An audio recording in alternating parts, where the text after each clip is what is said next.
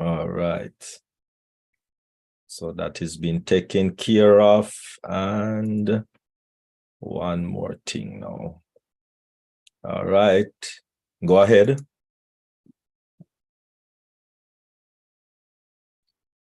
Good morning, good afternoon, good night, and good evening. Greetings to all brand ambassadors. This is an official OnPassive webinar on globally changing lives deep dive. And today is Thursday, February 23rd, 2023. We welcome each and every one of you. And I just want to say we have an agenda that is packed full of things that we as brand ambassadors would love to share with one another. And we hope that you're going to enjoy today's webinar. But for now, we're going to start with a welcome tune sung by one of our brand ambassadors by the name of Sister Lerato Shadare Prosperity, and Dr. Derek is going to play that song for us. Thank you very much and enjoy the webinar.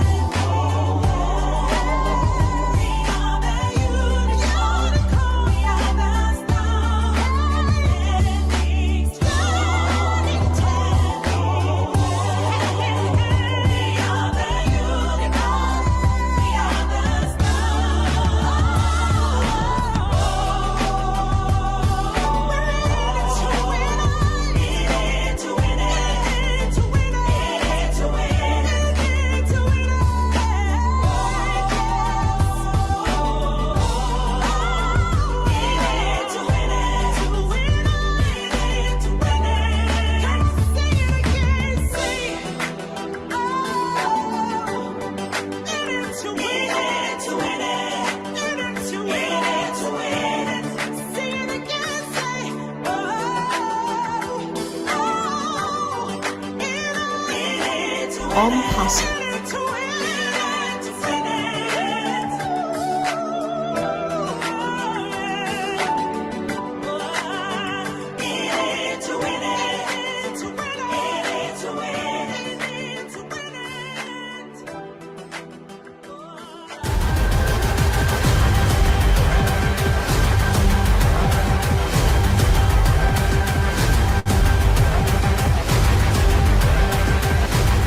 On passive, the future of internet. Stand clear of the closing doors, please.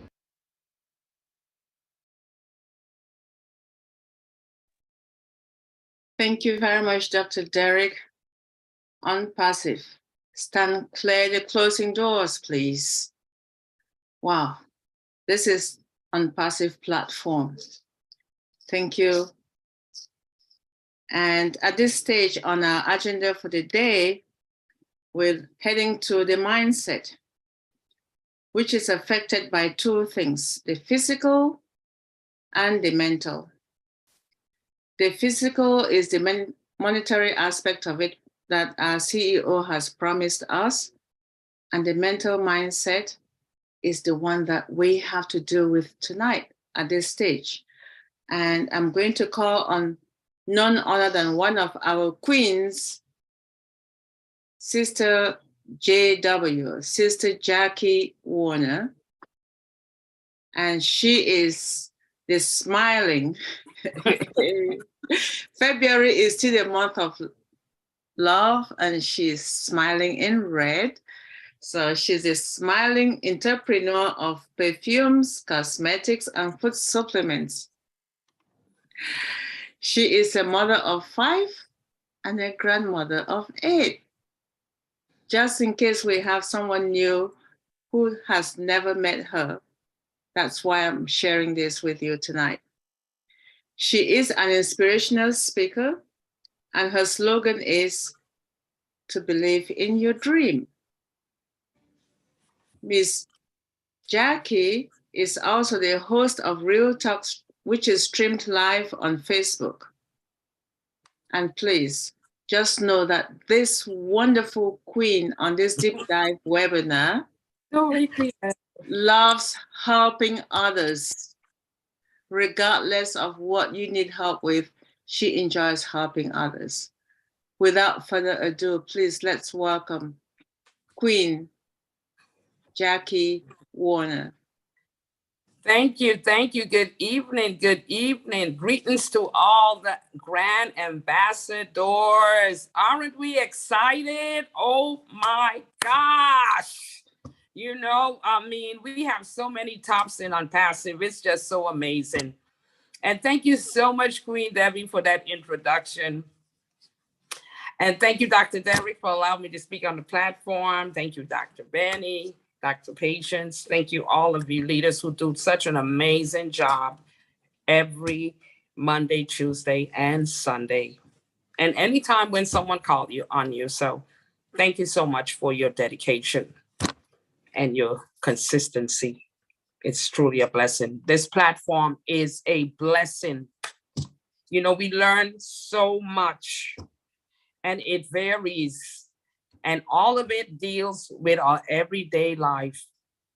But tonight, it's still a mindset, yes. But it's about making healthy choices when it comes to our diet. Not even your diet, you know, just when you go into the supermarket, because our Heavenly Father states that there's good and bad and everything, and He didn't exclude it, food. And He even gave us some tips in His holy and blessed word that we should, we should eat, the fish should have scales. We should not eat any fish that doesn't have scales. And the paws of the foot of the animal should be separated, any animal that you eat. So those are some tips already. He talks about the grains, unleavened bread. So He already gave us some tips already in His holy and blessed word. You know, see, He brings us here equipped. When we are unequipped, it's because we're not in His word and we're not being obedient to it. But tonight, we're going to talk about making healthy choices and the ways we go about doing so. So number one, before we even thought about making healthy choices, we had to find out what is health, what is a healthy choice? Why do I have to make a healthy choice? Isn't everything in the supermarket great? You know, it looks great. The meat looks so fresh. The vegetables look great, beautiful. You know, they look like I can pick it right up. I see people take the fruits right off the shelves and put it straight into their mouths. They're not thinking about the wax that is covering it, the hands that handle it. They just thinking about, let me taste it and see if it's sweet. But you're getting more than sweetness. Just think of that when you go into the supermarket, even the children, because when you do it, you're telling your kids it's okay to do it. And then that's just like planting seeds along the way. And they say, like, you sow what you reap. So if you show your children unhealthy choices that you make, they will follow and think, well, my mom showed it to me, so it must be okay. So be careful. When you go into the supermarket, you have to make healthy choices, and you do so by first reading your labels. You have to be aware of what's good and bad. You need to know that high fructose corn syrup causes cancer. You see so many people now have cancer. You know, when they talk about it, or when I was a little girl, it wasn't so full blown. Today it's full blown. And there is a cure, but they pick the cures that they picked. The state of California said that we should use chemotherapy. And I'm not saying that all chemotherapy is according to the dosage. It has to go with your whole makeup, your DNA. They have to do a study before giving you those dosage. Sometimes the dosage is too high and it causes more problems than solving problems. Okay, so the healthy choice, you go into the supermarket, the cold cuts, those are not healthy choice. They're full of sodium nitrite. And furthermore, they have the sodium in them alone is too much for the body. And a lot of the stuff they have in these foods is not recognizable to your system. So you got to feed your body things that it can recognize. Okay. Cholesterol, you got to look at the cholesterol intake on the label. You got to look at the sodium. I remember when I wasn't feeling too well and I didn't cook anything, and I told a friend of mine, just pick up a cup of soup. Lord have mercy. The amount of sodium in those cup of soups, and I know people give it to their kids because they feel it's a fast meal. You know, that will hold them till I cook dinner. But believe it or not, the sodium in there was 1,105 grams of sodium in that cup. I was so amazed. I was like, oh my gosh. I took the other one and said, you know, I was going to use it when I do a talk show, but the person said they will take it, and I let them have it. It's okay with me, because no matter what you tell people, sometimes they're going to make their own choices. But remember, the choices you make come with consequences. And as long as you can deal with the consequences that comes with it, that's where hypertension comes in. Because we're not the salt that you're putting on your food, but the salt you're intaking. Like a can of beans, we will think, wow, you know, let me just pick up a can of beans. Goya. But when you read the label and check out the sodium, it's 410 grams of sodium in the can of beans. Don't talk about Vienna sausage. You know, people like those, you know, convenience kill. And I keep on saying it, you know, salad dressing. You got to look for the sodium intake. This one says 300 grams of sodium, and you will get it because, you know, it's Sedalia. It's supposed to be good. Well, I never look at the sodium intake. And when I look, I said, oh my God, that's too much salt. Because your daily intake, according to the physician, the daily intake of sodium in your body is 1,500. So if you take a cup of soup that's 1,105 and you go eat dinner, that's some more salt. You're going to end up over. Don't talk about what you ate for breakfast. Okay, so please watch your sodium intake. cold cuts is dangerous. You see them once, you know, it looks so nice in the refrigerator, and you look, oh, there's roast beef, there's smoked turkey and franks. All those is full of sodium and sodium nitrate to preserve them. As soon as you open the package, it starts growing a white phlegm on top of that. That's a fungus. That's a bacteria already grown. That's why when you go to Publix, once they open it, they throw it away. They don't use it the next day because they know they cannot. It will not be any good. So you got to be careful. Read your labels. Most of the stuff is full of MSG. MSG is a food enhancer. It enhances the taste. So it makes you go back, oh my God, this tastes so good. Girl, you got to go there. You know, that pernil tastes so good. You know, that rice was delicious, but they use MSG. MSG is not good for you. It's abbreviated monosodium glutamate. That is dangerous. It even contributes to hypertension. You know, a doctor told me that. So there's a lot of things that you got to be so careful of when you go in the supermarket.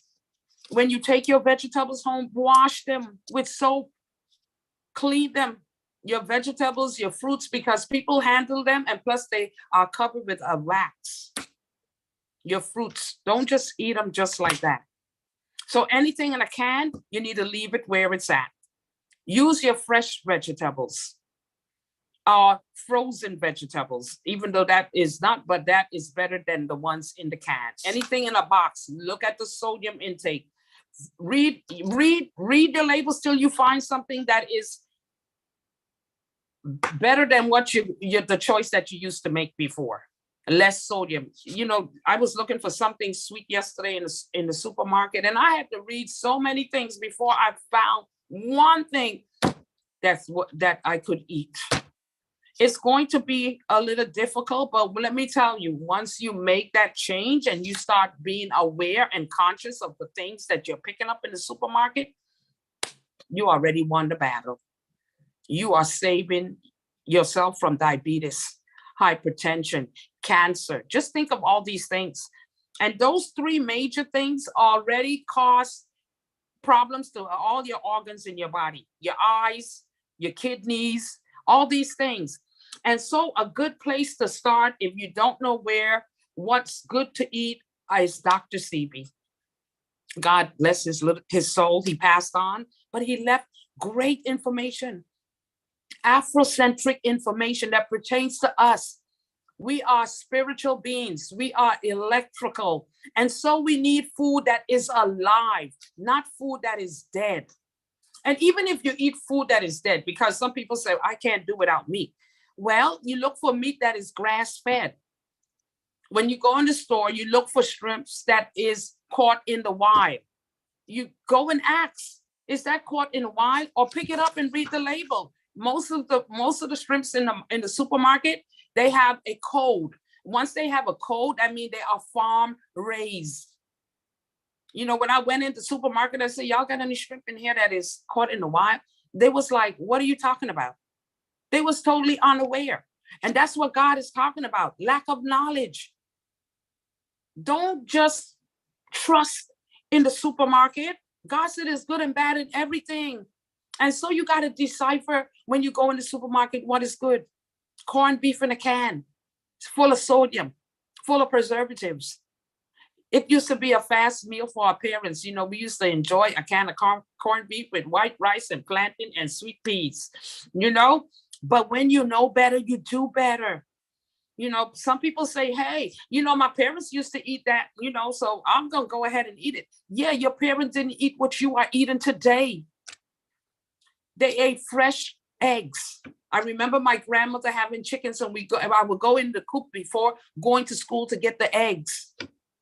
She raised her own pigs. You know, it have people still, they get together, they put money together, and they buy a whole cow, grass-fed cow, and they split it amongst each other, And everybody has meat in the refrigerator to last them for the whole month or whatever, 2 months, however it may last.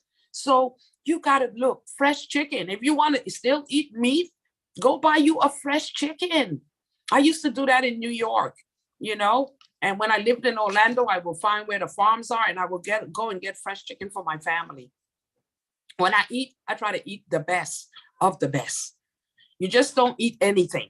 You got to know where it's coming from. So in case you get sick, you can say, you know, well, I ate Swanson chicken and that's what made me sick. Maybe then you can sue, because then you know, like here in the islands, in the Caribbean islands, there's no place, they don't say where the chicken is from, number one. So that is scary.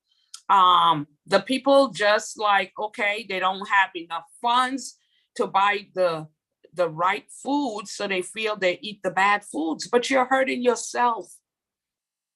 I remember Dr. Benny saying, you know, when I start making the money, then I will eat right. But that's the wrong concept. You can't wait till you get the money to eat right. You got to start eating right. From 2007, when I saw this, I just woke up that morning, 3 o'clock in the morning, and I turned on the TV, and you don't get too much channels here in the Caribbean back then. And so one channel, and this guy was a religious guy. He was going into people's homes and he was taking out all the junk out of the refrigerator. And you should have heard them begging and screaming, no, not that, cream cheese, cold cuts. He was just tossing all these things in the garbage. And that's when I learned about eating things that's caught in the wild.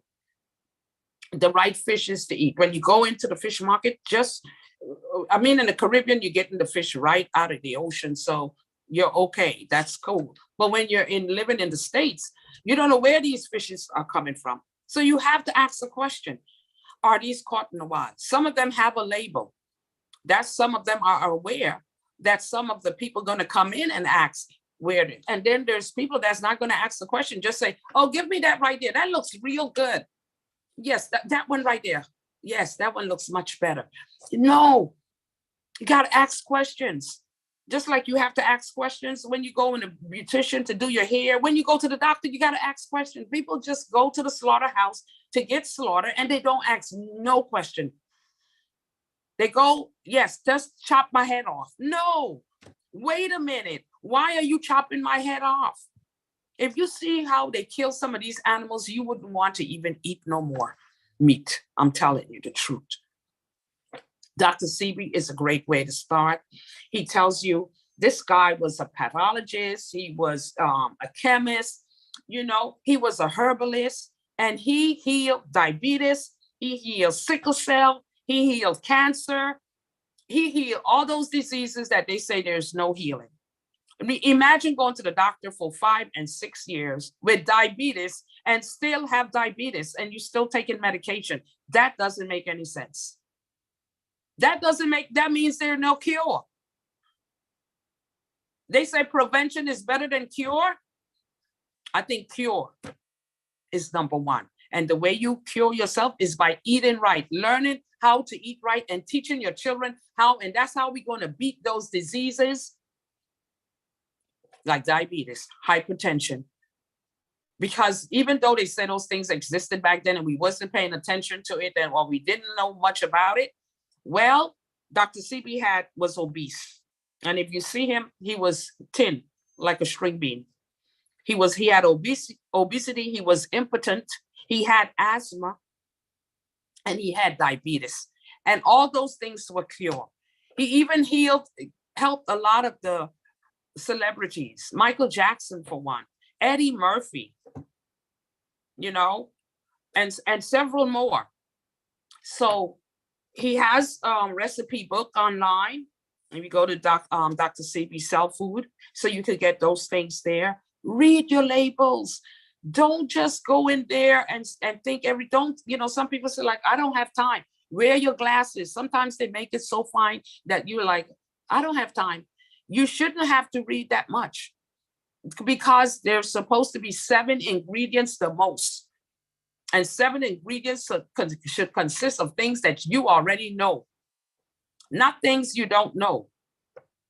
you know? So if something has like a paragraph and 2 paragraphs, leave it on the shelf. That is too much to freaking read. If it takes that much ingredients to make it taste good, then leave it there. Go home. I remember when I was a little girl, I used to go, and my mother had encyclopedias, and I would go in there and I find sugar cookies, and I would go and bake my own little sugar cookies for myself. Teach your children those things. Convenience kill. You know, don't get caught up in your job, but you don't have time for yourself and time for your family. That is important. These are things that we need. These are basic things that will help us to have good health, long life. If you're sick, like Dr. Derek always say, how are you going to enjoy the wealth? How are you going to enjoy the apples? You're going to look at the apples from your bed. You're going to sit down and just look at your bank account. You know, I got the money, but I can't even travel. I can't go. Oh, I feel so awful. You know, so please read your labels because it's very important. Make sure that you're eating things that caught in the wild. Make sure that you're eating things that's alive, like Dr. Sebi said. And he has some lovely, he has a recipe book. He has a book on treatments and cures for diabetes, STDs, all these things that people are suffering and wondering when they're going to get, you know, and getting stressed out and getting mental illness because now they can't be intimate, or I'm so ashamed of myself, and all these things just make it causing a problem when there's cure. You know, diabetes, there's cure. Cancer, there's cure. We got to stop eating the junk that caused the cancer. Even some of our clothing is made with products, even furniture. That's how important it is to read your labels. And now, like, everything is online, you get to read. You know, before we go in the store and we pick, oh, give me that coffee set. That looks so marvelous. But now when you go online to look for the coffee table and you read the ingredients, you find out, oh my God, that has things. So you stay away from it. You're able to say, detour. I don't want to be bothered with that. Watch your clothing, read the labels, even your clothing, even shades that you put on your eyes. Oh my gosh. And because I read my labels, I'm able to like stay away from a lot of things, you know, so that can be harmful. Yes, maybe it don't affect you immediately, but over a period of time, it grows. It grows into a great big monster. And like Dr. Sebi said, it's not bacteria and viruses that kills us. It's simply mucus in our bodies. So we need to cleanse. We need to detox. We just can't keep on putting in junk in our bodies and don't get cleaned up. They got so many places to clean your system. You know, salt baths, vitamins. A lot of times our body is deficient in a lot of the vitamins because of the food we eat. We use the microwave. The microwave kills all your nutrients in your food. You're eating dead food. It's already dead already, you know, and you just eat it empty. It's not worth anything. You just think it's worth something. They tell you keep your milk away from the light in the refrigerator because it's going to kill the little vitamin D that they put in the milk. Once your children are already 1 year old, they don't need to be drinking milk. Do you see the dog or the cats feeding the animals milk? They say, get out of here. You already had it. Go learn how to eat real food now. You know, so get off this milk. All it's doing is accumulating mucus in your body. Kids have a cold, babies have a cold. You still see mothers giving them the milk. Give them some liquid, clear liquids. You know, do some onion. Take some onion and put it in a jar and put a little. White sugar is like cocaine. Please don't use no white sugar. You have blue agave. You have the liquid sugar, agave. And you also have brown sugar. You know, don't use white sugar.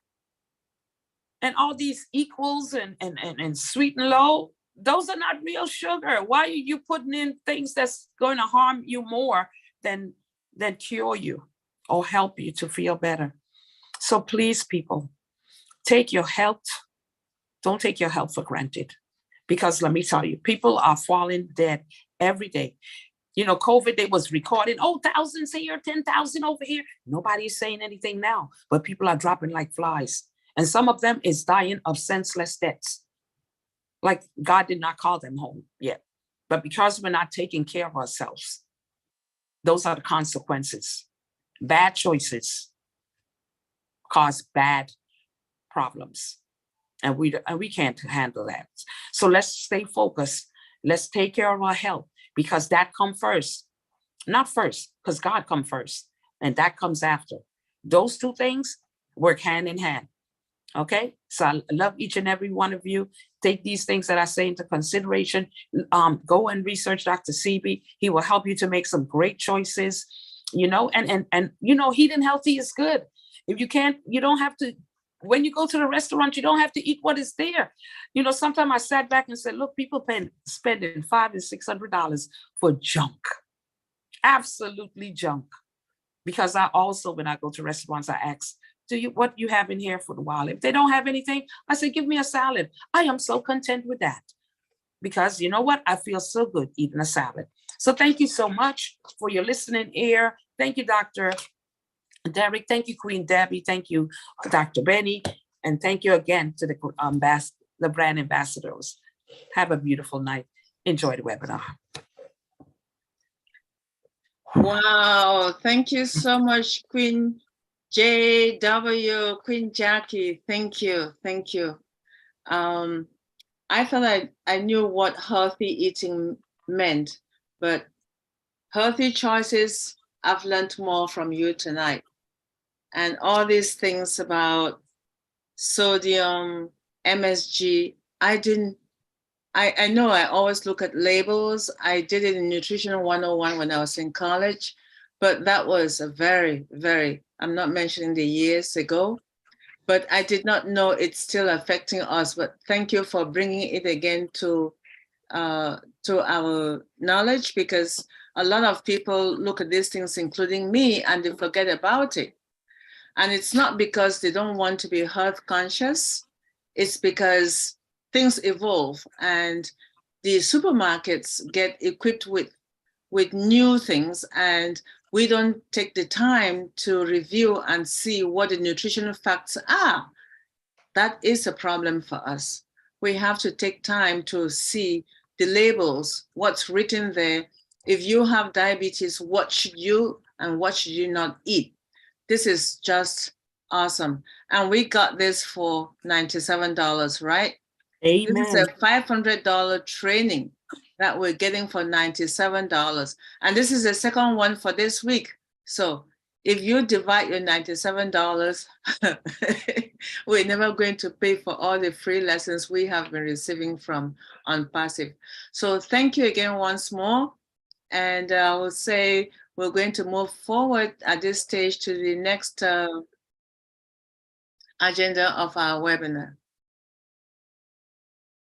All right. And the next segment of our webinar is OnPassive and the internet. Now that your mindset is at the right place, what should we do and can we do about or learn about OnPassive and the internet? Oh my goodness. You're at the right place at the right time with the right person who is going to help navigate us through that.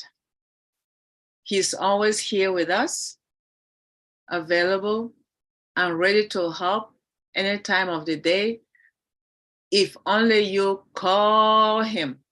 Because reading messages, thousands of messages, always call, and that person is Dr. Derek. Look at my beautiful backdrop. Look at your beautiful backdrop, Queen J, Queen Sister Dr. Benny. He created all of this in less than 5 minutes. Yes, he did. Oh, yeah, he did. Let's give him credit, because he is blessed to be multi-talented, not just for our forum here in Deep Dive, but with Dream Team, with the Niger Forum, with the Singapore, and with the Asia Pacific. the Bangladeshis, I can't even name them. He is at every single platform of OnPassive. Please, let's lift up our hands and welcome Dr. Derek Clark. Thank you, Dr. Derek. Oh, mercy. Peace, blessings, and enough, holy, plenty love. Thank you very much, Brand Ambassador Queen Debbie McCormick. Really appreciate it. But maybe it's not 5 minutes, it's really 5 hours to kind of create these, if you're creating it from scratch, you know. But if you're, you know, shuffling things around, then it take a little shorter. But it's a little while to create these things, really, when you're doing it from scratch. The train alone, that train alone took me 5 hours. Just that train took me 5 hours to do just that train. Wow. So it's not 5 minutes. Wow. Oh my goodness, everybody would get into that and make some good money. If it was Wow. 5 minutes, everybody would have get into it and make some good money. Because it's not cheap to design these things. And you're giving it to us for free. It's a good penny. It's a good penny. Wow. We're blessed. Yeah. To just do a small logo, you know, that you put on your shirt, or you put on your t-shirt, not t-shirt, polo shirt, to put on your polo shirt. You know, you're talking about anywhere from $50 to $95. Just that little logo right here. Bam, bam, bam. That will take you 5 minutes. That will take you 5 minutes, 10 minutes, right? But a spread like that behind you, you know, that take you a good time. Sometime even a couple of days. Wow. And that now you're talking anywhere, minimum would be 450, 460 minimum for a spread like that. So it's design. When you talk about designing logos and pictures and anything like that, it's a good business, and we'll be able to do it with audit. If someone really learn how to do audit, oh my goodness, because persons, business, corporation, everybody want to put something on them t-shirt or them polo shirt or them blazer, you know, school alma maters, all of these things, people like to put them on it, and somebody actually created these things. So, you know, it's a good little money. And so with the internet, with the birth of the internet, back in the early 1900s, you know, that is when things started to develop, where one of the major players on the scene, if most of us remember, was IBM. IBM was one of the early dogs in the whole internet scenario, right? And in the internet, because IBM started out about 1911. They didn't really get recognized and become a big company, a big corporation until 1990, right? Over about 76 years before they earned their first billion. Before they earned the first $1 billion, it was 76 years. Can you imagine? And OnPassive is going to do that in a lot less time. I heard everything they're going to do it in going to need a month or so. No, going to be much less than that, because where OnPassive is and the internet, OnPassive is so very amazing. But anyway, what is the internet? What really is the internet? People talk about, oh, they go on the internet, go on the internet. No, you're going on your computer. You're going on your laptop, you're going on your smartphone. But what is the internet? The internet as we know it is www, which will stand for the World Wide Web. World Wide Web, sometimes called the net. The internet is the whole wide system, a worldwide system of computer network, a network of networks in which users at any one computer can, if they have permission, get information from any other computer and sometimes talk directly to users at the other computer. So take a look at this little video clip that, you know, kind of asks a question. A man in the street or a person in the street asking the question, you know, what is the internet and who control it? Take a look.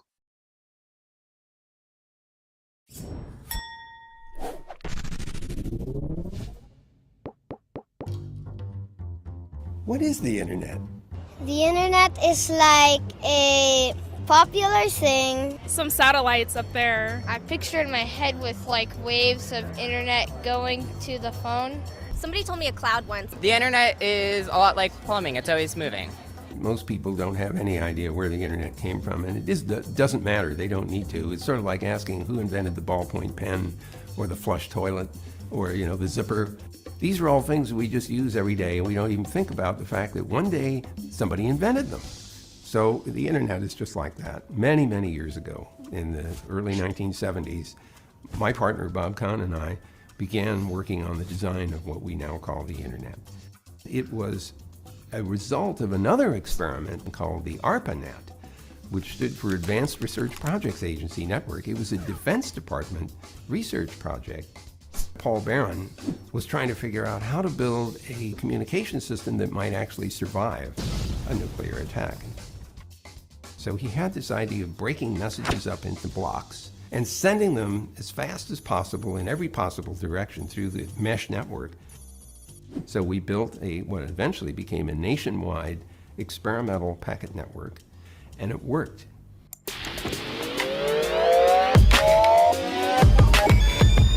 Is anybody in charge of the internet? The government controls it.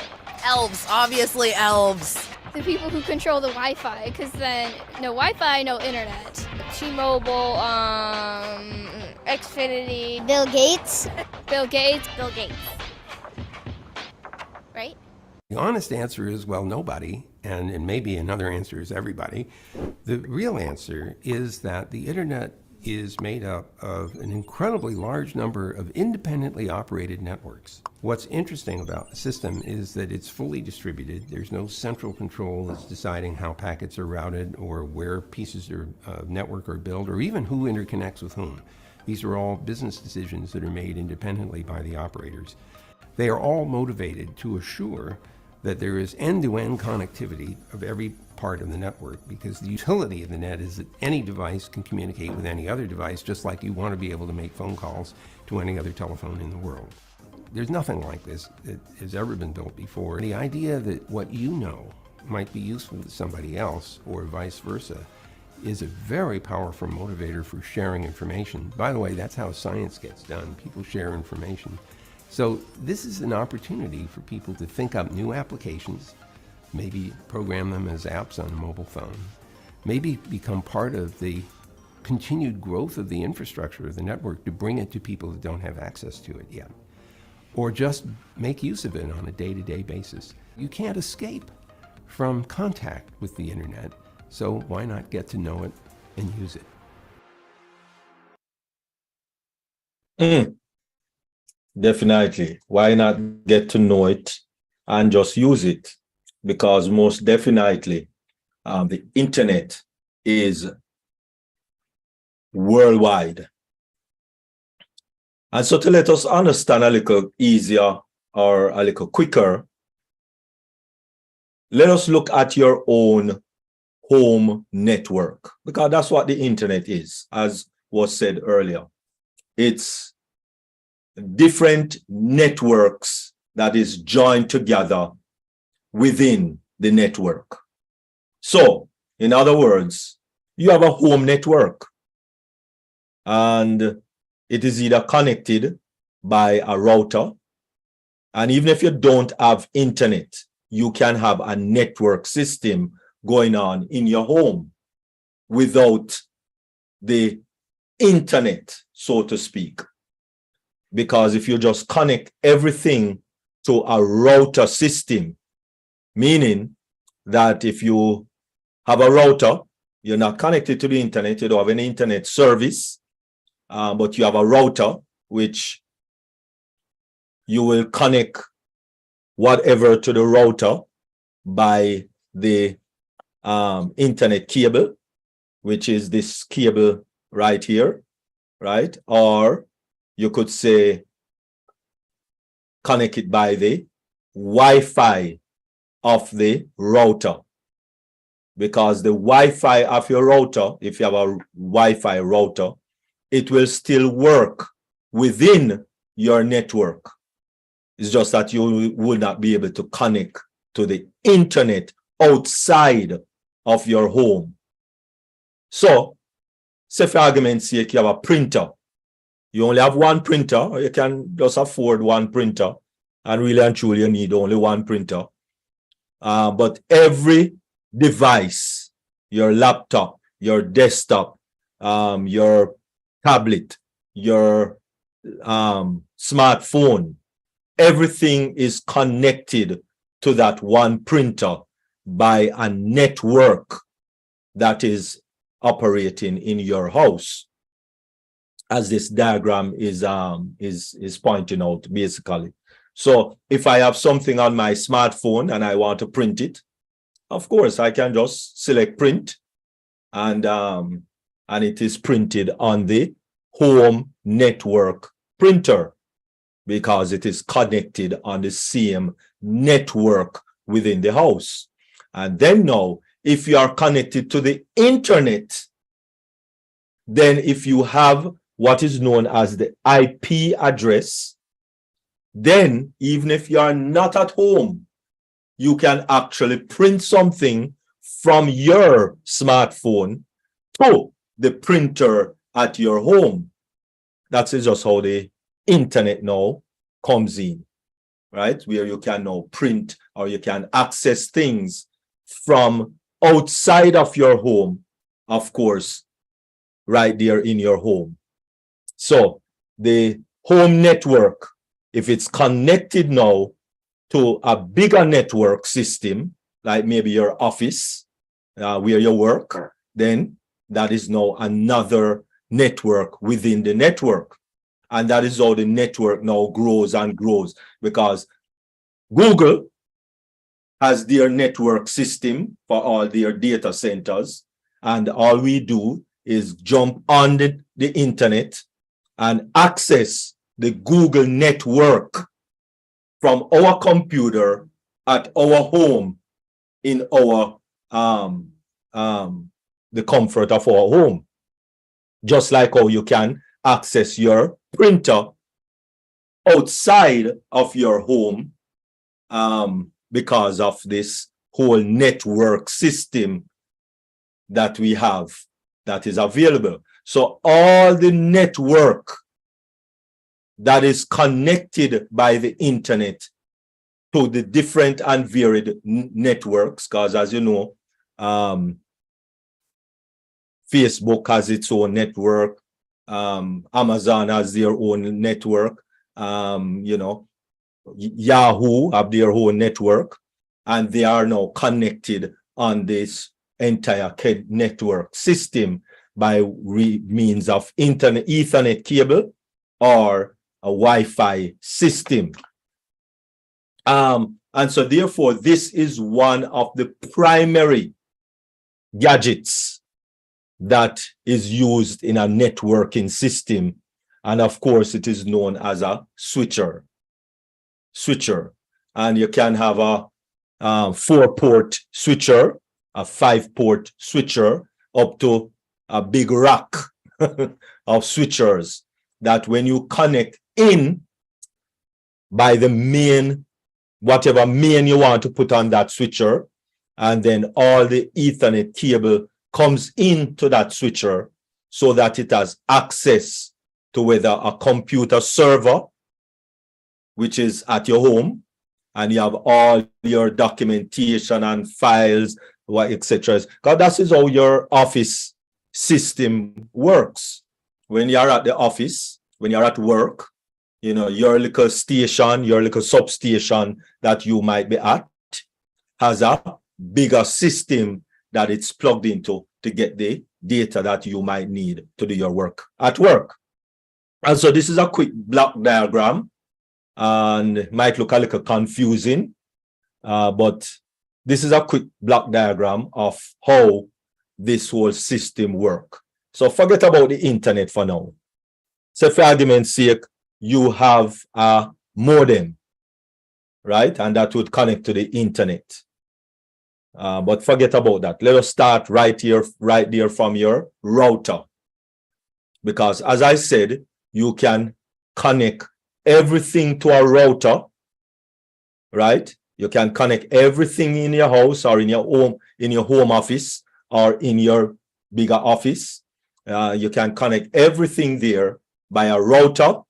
You just put it to switches, and everything is connected from there, right? So to the switcher, which is a 24-port switcher, and from that switcher goes into another 24-port switcher, and you know, and then you connect to different devices, etc., etc. But everything is on one complete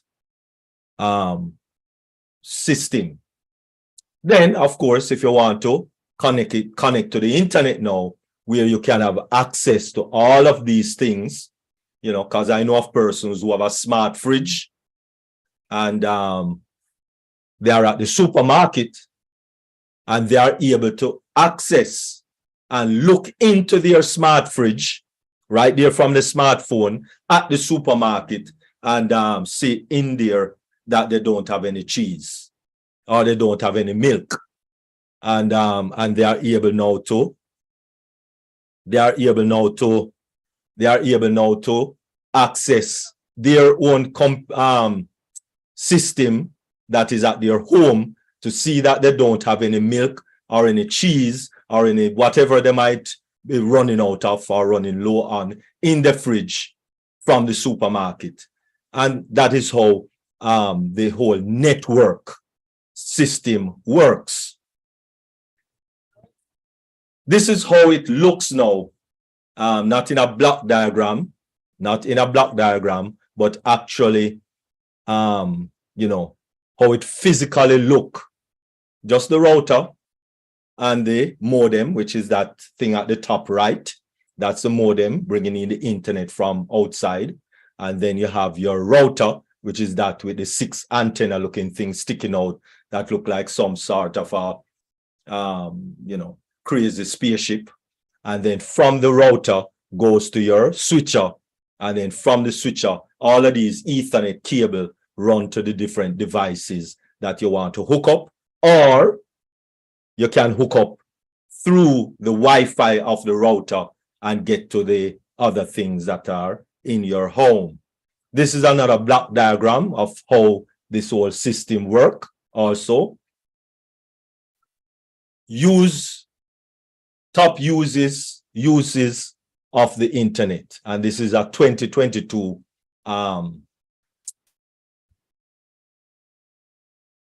data.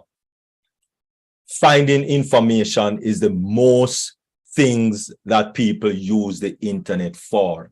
Over 60% of people want to find information, right? And of course, a lot of the information that people find on the internet is really not reliable, not 100% reliable. And that is one of the things that OnPassive is going to be dealing with. Reliable information. Because when you look up for something, you want to know that what you are looking up is correct. How are you going to know if it's correct? When you don't even know if the source is correct. All right. But that is how it is. But that is one of the corruption also. So corruption in business, corruption in information. All right. Lot of corruption.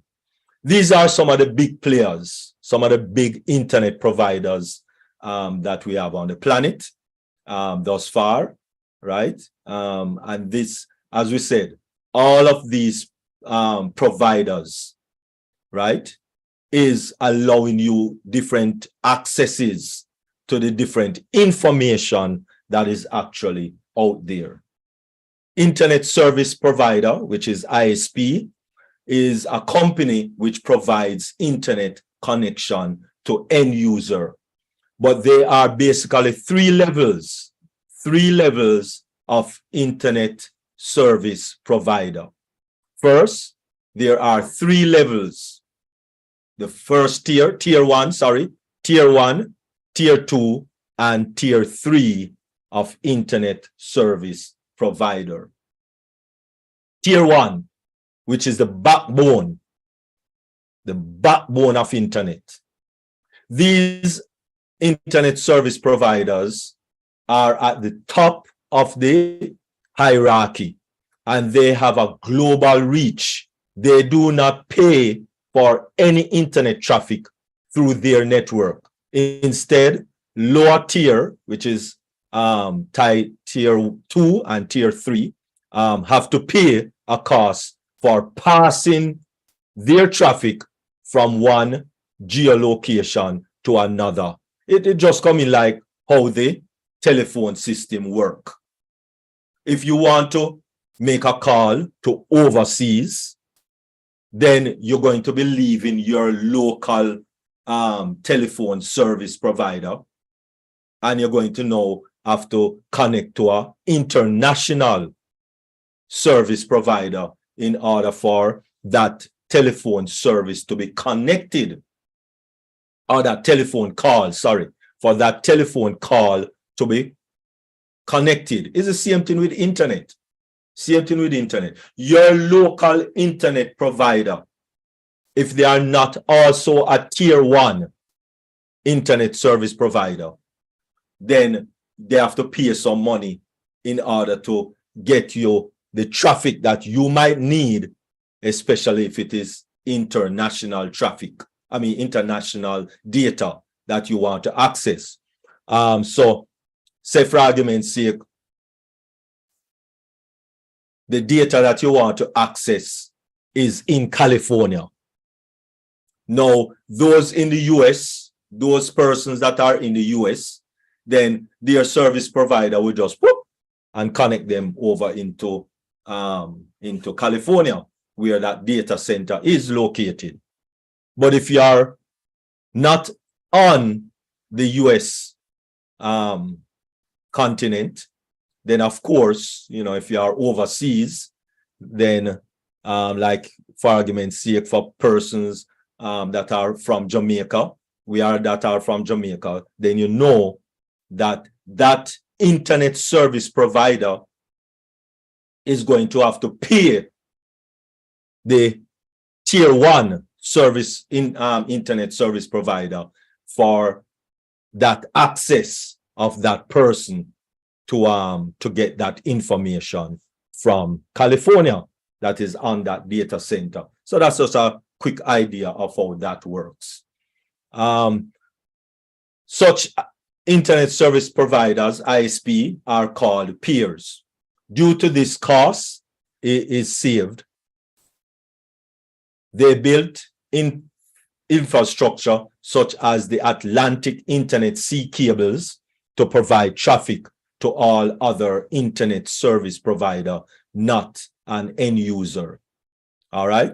So, because yes, there are cables that run from one country to another country. And yes, some of those cables are under the sea, are running under the sea, right? In order to reach from one country, like take for instance, from Jamaica to the US. There are cables that run in the sea.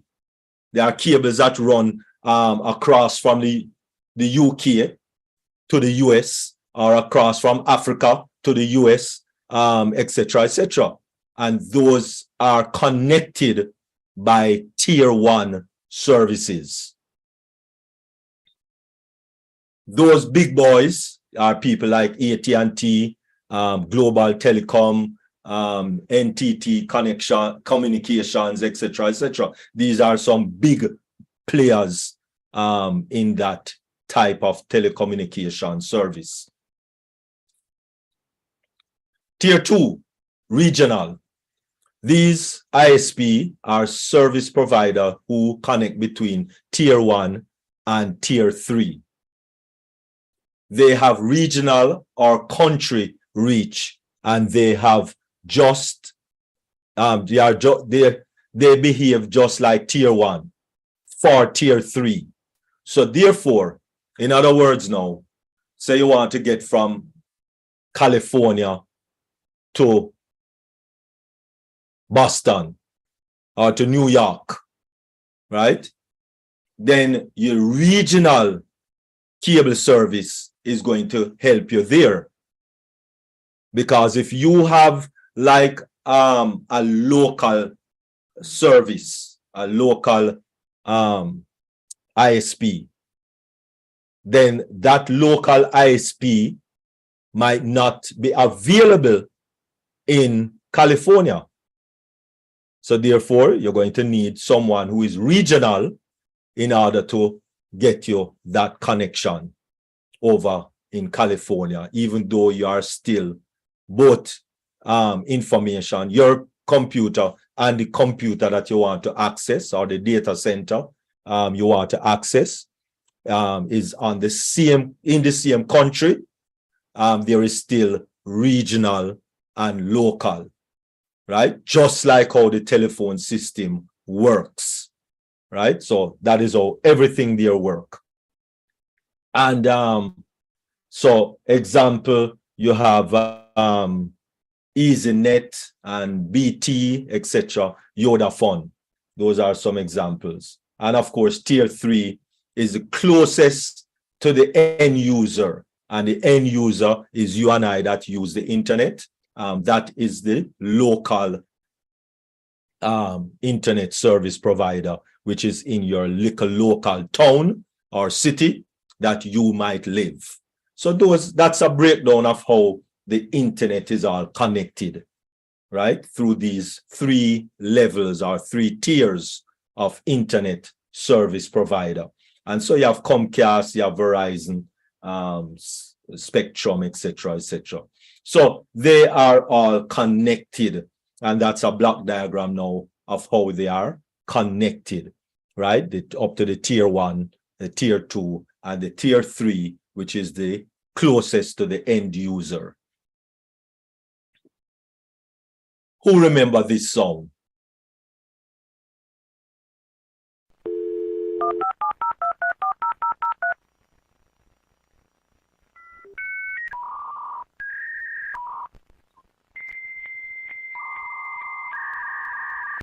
I remember. I do remember.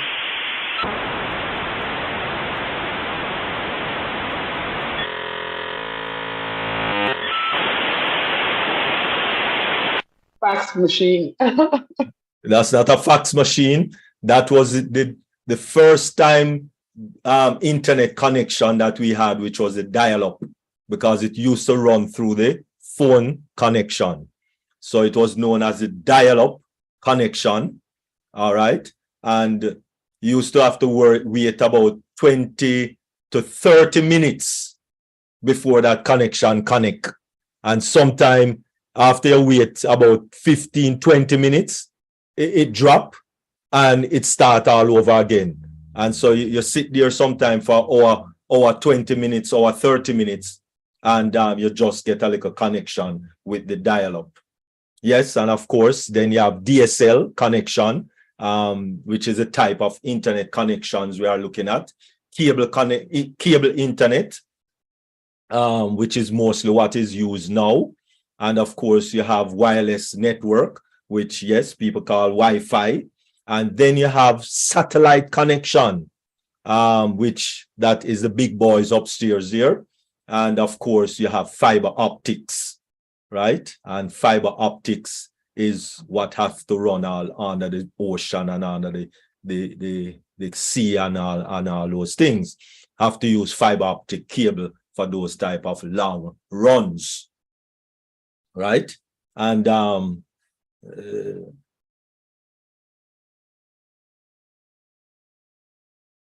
so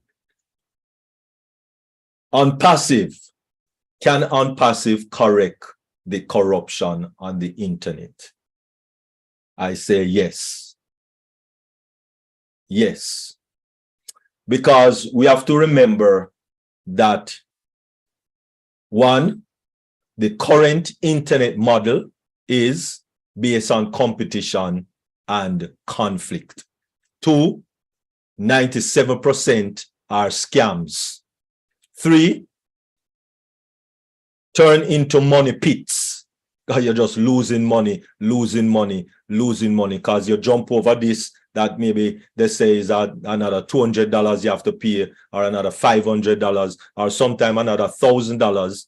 Well, the figure that they like to use is $9.95, not $1,000, it's just $9.95. So after a few $9.95, you realize that this is a money pit, this is a scam, and let me, get out of this. Number 4 is require selling and recruiting. 5, tool obtain separately. So yes, you need this tool now to do this. You need a next tool because you might need a landing page. So you have to go somewhere else to get a landing page. You might need sales funnel. So you might have to go to another place to get sales funnel, etc., etc. So, and there's no guarantees. Well, really and truly, this no big thing, because no business is really a guarantee, right? Number 7, pits marketers against each other. So yes, it is more, and back to number 1, competition, and so you're going to have conflicts and compensation based on own efforts, right? But let us look at OnPassive internet model. And the OnPassive internet model is based on mutual benefit. All of us can benefit. Nobody don't need to fight against anyone. No one need to compete against anyone. No one need to run against anyone. No one need to try to belittle anyone, because every brand ambassador, every reseller, every customer is going to benefit mutually. Everyone. Real business, real products, real people. Self-funding that pays to use it. And of course, no selling. That's supposed to make everybody smile. No selling or recruiting that is required. Every tool needed for success is included. So you don't need to go and get sales funnel over there and get landing pages over there and get this and that and that. No, everything is included in this internet model. 100% lifetime money back guarantee. Oh my goodness, nobody can say that. No competition against each other. Wonderful, thumbs up. And hybrid revolutionary compensation plan, which all of us, everyone is going to benefit. Many people consider the internet to be the most popular and powerful communication technology. It allows people from around the world to interact through written messages as well as audio and video messages. With the internet, users can communicate almost instantaneously with anyone else and share information. This makes it a powerful tool for business, charity, governments, individual, among many others. The domain name system is the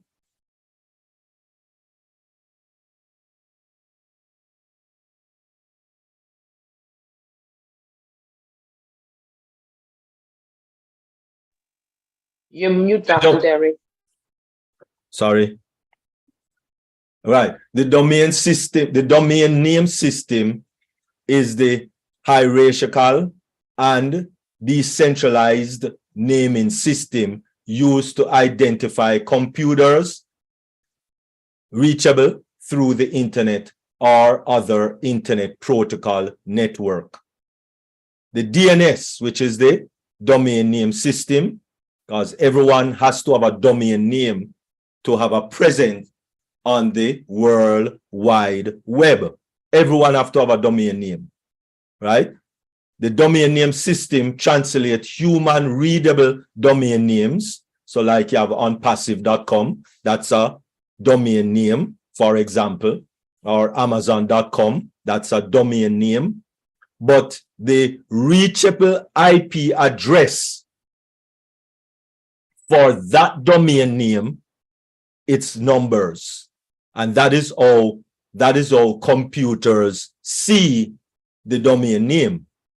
So that is translated, that name that you will have, just like onpassive.com or amazon.com, that has a number, which is an IP address, which is in our estimation now, in the estimation, the number might be 192.0.2.44.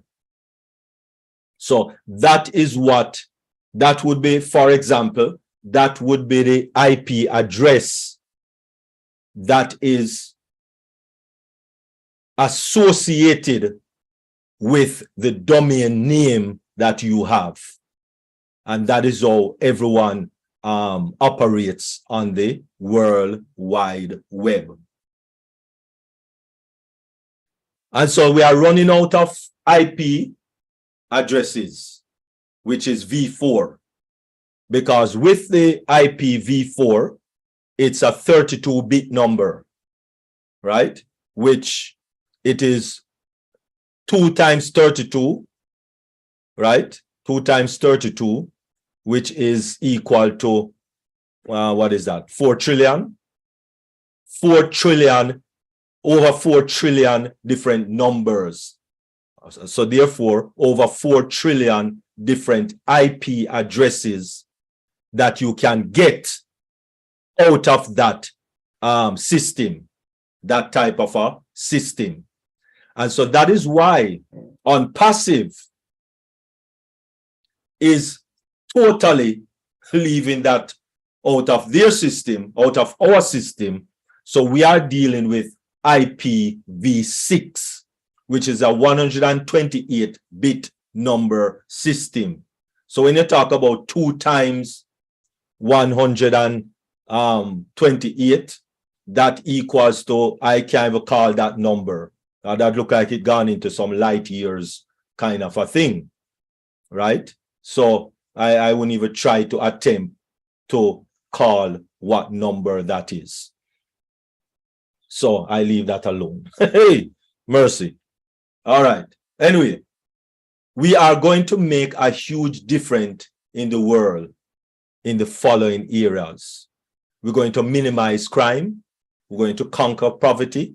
We are going to be more educating the global population. We're going to be healthier population. Financial burden will be a thing of the past. The world will know the founders by name. The bottom line, of course, is that OnPassive will make a huge difference. Most value to the customer. Customer is not the product. Remove competition. All website will be different. Yes, all websites will be different.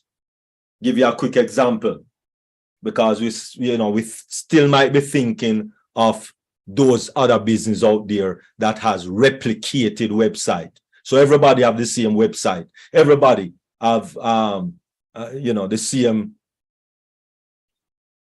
looking website and the same. Yes, you can have the same products, but your website can look different even though you have the same product selling. Because I mean, if you're selling hair products, you don't all the companies out there that sell hair product is the same hair product, but their website look different. Just like if I was to be into high-end vehicles, right? So maybe I might be into some Ferrari, or I might be into some Lamborghini, or some Porsche, or things of that nature, or maybe Bugatti, or maybe a Bentley. I might be into all of these, and you might be into these high-end cars also, right? So we are selling the same product. Of course, we are selling the same car, same high-end cars, because there's no other high-end car to choose from but the high-end cars that are there. So you might be selling the same high-end car. I am selling the same high-end car, or maybe renting them, whichever one. But my website is not going to look like your website. Most definitely not. So it's the same thing with OnPassive. All right? Websites will look different. A brand ambassador is someone who really engage with the company's morals, ethics, direction, vision, and really embodies everything that OnPassive is saying. Brand, identify it as mine. OnPassive is mine. The products are mine. So when people are saying in OnPassive, and you are supposed to be a brand ambassador, and you are going to be talking negative about your product, then that don't make no sense.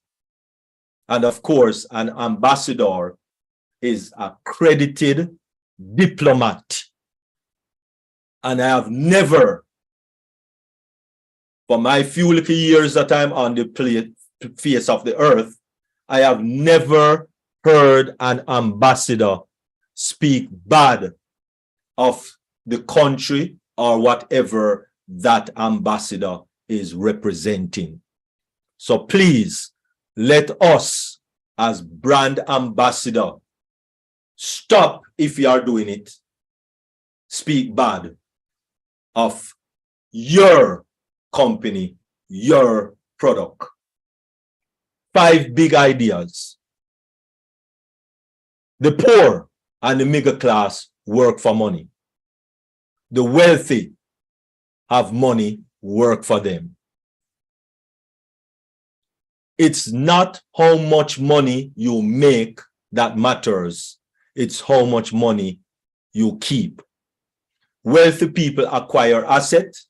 The poor and middle class acquire liabilities that they think are assets. And 4, financial aptitude is what you do with money once you make it. How you keep people from taking it from you, how to keep it longer, and how to make money work hard for you. The single most powerful asset we have is our mind. The single most powerful asset we all have is our mind. Let us really start to use it and stop abusing it. Because OnPassive and the internet is totally interwoven and intertwined, that very soon OnPassive is going to own, dominate, control the entire internet. with the ethics and the love for humanity that only this company has, thanks to our family and friend Ash Mafari and the dream team that is making all of this possible for us. I thank you very much.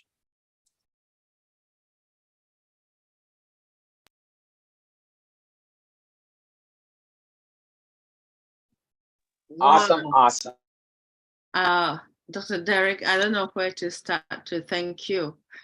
It got to one point when I was almost having a mental breakdown from listening to the phones in the 1990s with all the fax, the sound of the fax, the dial-up. Oh my goodness. Thank you. Thank you. That is, I think personally, I would say it's called the institutional memory of the internet.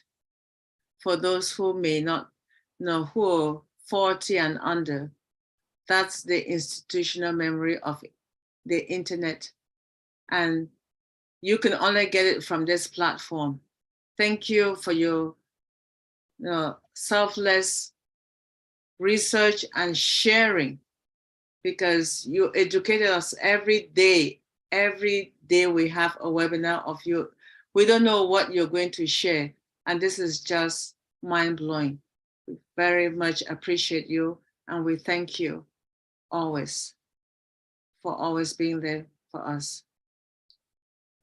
I know you are a brand ambassador, but you go way beyond what all the other brand ambassadors do. Oh boy. I'm sorry, I just have to stop there. Now, I want you to sit down and get a break while we call on those. This is the time for questions and discussions. For those of you who listened to the presentation, the awesome, amazing presentation by Dr. Derek, please, this is the time to raise your hands and share. This is what is called questions and discussions. Anything and everything. He is here on his feet to help us. No one is left behind is the phrase that the military use. So he spent a decade plus in the military, and no one gets left behind on this forum, because we have a leader who supports us in every aspect of the webinar for every movement. So without further ado, I will say, please raise your hands, and I'm going to start with one of our leaders, the one and only Dr. Benny, and after Dr. Benny, we're going to Queen Violet. Over to you, sis. Oh my God. Who should I start with? Queen Jackie or Dr. Derek? I don't know. Put the two, Sherry. I'm put it too. Okay. All right. By the way, outstanding presentation. Both of you. Let me start with Queen Jackie. Queen Jackie, thank you so much for this inspirational speech about eating healthy. Well, you know, sometimes I'm confused with the MSG because it's so delicious, right? And addictive. Well, they say confession is good for the soul, but my goodness, you're taking it to a different level. I have to, because that one is, see, when you prepare food and then I drop that MSG, it tastes so good. So what do you want me to do? What I'm saying? Oh my goodness. Oh my Lord. It's delicious now. You say you don't want me to eat it. Hey, oh, so are you saying that I'm gonna die? Let me mute myself. No, you're not going to die. Okay, because I'm not ready to die. I have to enjoy unpassive dollars. Yeah. You can find another way What is? to enhance your food. Sorry. I'm making a guess. Okay. Oh, now another one about the label. You said that if there is no label, we should not buy. But Queen Jackie, there are some, let me say, when you go to a supermarket and you see all those labels, do you really think that it's real? Do you think that whatever thing is written there is real? Queen Debbie is just covering her face. Okay, never mind. Well, one thing for sure, they might not put everything exactly, but they do have to put they have to go through the FDA. So since they have to go through the FDA, they have to put what is in the food. Now, they might not put the correct quantity and so forth. They won't do that because some of them pay under the table to get by with the products to pass the food. So yes, they have to place what they put in there. And even if it's not true or not, if something have more than a paragraph, leave it on the shelf. If it doesn't say butter, sugar, onion, paprika, things that you can pronounce, things that you're aware of, things that you know, leave it on the shelf. So that's what it was made for, the shelf. So ridiculous. Okay. Sorry. Okay. Wait. Now, this thing that you make me to understand that we don't even know the type of animals. These animals that we are eating all the time, or chickens and the rest, we don't know how it is being killed. Chai, Jesus. Hey. So what? Now, I don't know where to go and buy the real natural stuff now. What? God help me. Well, hopefully some of them might be. Well, there's only 3, I think. Purdue. You don't even hear his name too much anymore, but he changed it probably to Harvest something. So there's 3 of them, and they're no good. No good whatsoever. So the best chicken is the fresh chicken. Or you can take a chance on some of them that says they're not using no antibodies and no hormones, raised cage-free and so forth. So they say they're gonna put the things that we want to hear for those who are looking for the information, of course. But one thing you can go through, sometimes they have websites that you can follow through with, but we will never actually know the real truth. But the best thing to do is either fresh chicken or don't eat meat at all. Hey. Bottom line. Hey, God. Okay. Well, I do understand that. Anyway, when you eat meat, it takes 24 to 48 hours for it to digest into your system. And that is why I don't eat, sometimes I don't buy the meat because it's too expensive, despite the fact that it takes 24 to 48 hours to digest. So I try to eat chicken and fish, right? Anyway, sorry. But let me stop for now. For you, now I'll go to Dr. Derek. By the way, this $97 or $102 that we have paid as brand ambassadors, I think we should really thank our God for this opportunity, because if we were attending classes, we will not be able to pay $97 or $102. Every day when you attend Dr. Derek's webinar, you learn. Now he's teaching us the internet. Yes, there are a lot of people who don't want to, but I believe that if you're young, try to know about internet, because we do not have any choice. Everything is going to become digital. You have no choice. But for the older people, if you don't want to do it, I wouldn't force you. Younger people, you have to.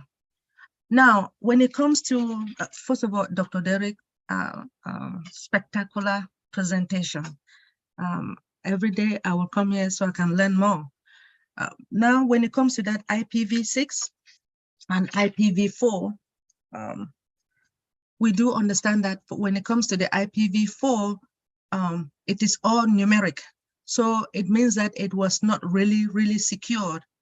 And our CEO decided to choose the IPv6 because it is alpha, quote unquote, alpha numeric, which it means that it is really secured. We have to thank our God for this. This is really important. Thank you, Dr. Derek. And then you talk to us about our domain name system. Gee, it's really good to tell you the truth. Hey, I want each and every one to please make sure you come and attend Dr. Derek's webinar because he does his research.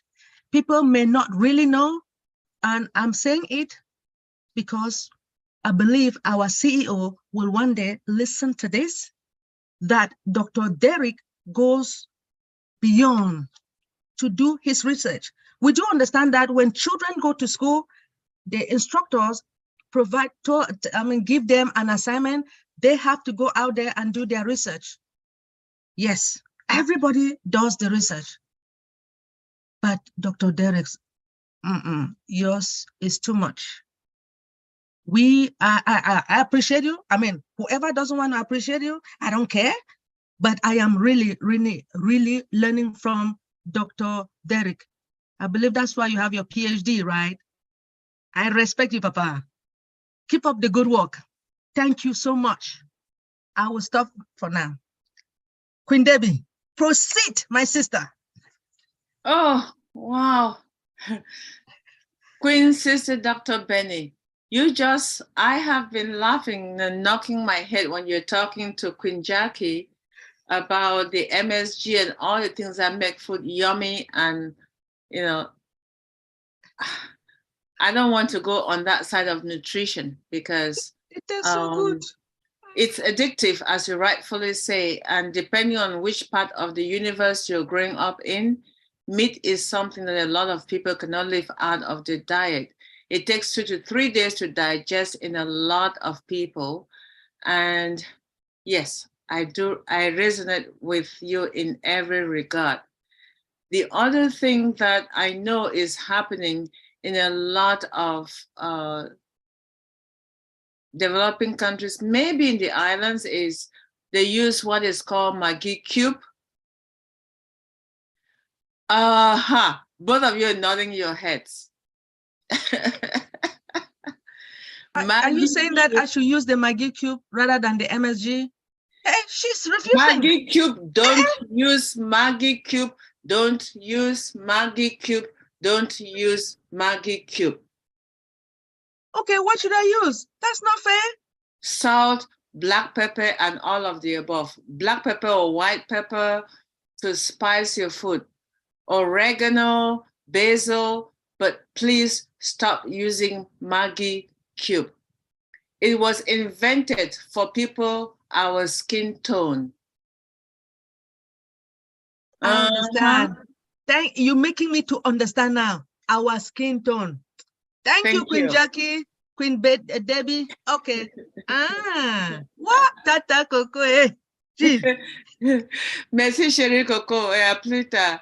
All right. Thank you, Dr. Benny. Now you got something which you were not anticipating. So we appreciate you as always. Come Debbie to you, the Queen Violet. Good evening. How are you? Good evening and welcome. How is Canada? I'm awesome. Thank you. How is Canada? It's cold and it's snowing. Oh. We're having a winter blast here. Oh wow. I hope you're indoors and you're not planning on going out again for the rest of the evening. Nope, not going out. I don't want to shovel my car out. Thank you very much. You're welcome. Okay. About with Dr. Benny and the things that she's eating. they won't make her die, but they will make her sick. Maybe not sick, hurting. Something will hurt.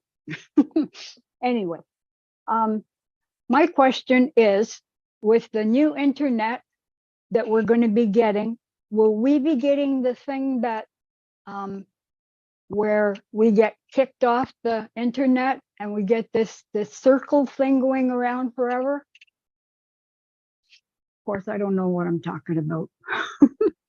I don't think know I what know. it's I called. know what you're saying, because when you refer to internet, Dr. Derek made a presentation about the evolution of internet. Are you referring to on passive internet or something different? Yeah, Dr. on Derek passive is- internet. Because right now I get I'll go into, oh, okay, that's what it's called. Thank you. Okay. Violet, Because it drives me nuts. I've almost thrown something at it. oh mercy. I can't afford to throw anything. Okay. Right now, OnPassive is not providing internet, you know. I know that. Okay. Where do I know that? Okay. All right. So we are not providing internet service, as we know. For right now, it's whatever your internet provider is in Canada. That's the internet provider that will continue to serve you. However, with OConnect, the latency is going to be less. The bandwidth that is needed is going to be less. So you're going to have less issues connecting with OConnect. Okay, one other thing. With the internet I have now, is there something I can do or buy or upgrade or something to not have this bandwidth business problem? Well, first you have to know what is your internet speed and what is your latency. Do you know that? Do you know what you're paying for? No, my son takes care of that. All right. Well, And- find out from your son and ask if your son don't know. Ask your son to call he the knows. internet provider. Ask your son to call the internet provider and just ask them, what is my internet speed that I am paying for? That's all. Okay, yeah, I Then I kind of can- mentioned to him about Then I that. can and tell he you. said we'll have to get more. Then I can tell you what direction to take. So it's two questions he's going to ask. What is his speed? What is the speed he's paying for? And what is either the latency, or some people might know it as the ping, P-I-N-G. So those things you need to know coming from your service provider. Okay, thank you very much. You're Mhm. a darling, you know that. Mm, And as soon as the apples start coming in, I'll come visit you. Okay, we don't use Right. apple down here, we use oranges in Florida. We are noted for oranges in Florida. Oh, that's right, yes. And Jamaica, it's more, what do you call them? Mangoes. Mangoes. Oh, Mangoes. I'm surprised my son doesn't look like a mango. I used to eat them till they were coming out of the wazoo. Yep. Wash your pot, turn it down, mango time. Okay. Oh yes. We have sung for mango time, you know. We have sung for mango time, folk song for mango time. We don't drink coffee, tea, mango time. Hear how nice it may be, mango time. Oh, that sounds good. All right, let me wait till after Pate. Thank you, Dr. Yes. Derek. Thank you, Queen Violet. It's awesome having you as always. Thank you. All right, Brand Ambassador Evelyn. Good evening. Good evening. How are you? I am fine. Awesome. And always a pleasure to hear you. Thank And you. thank you, Sister Warner, for your presentation on eating right. I have changed for some years now. I'm on board. Thank you for your presentation. And Dr. Derek, you're always wonderful patient and give us a plate full of good information, and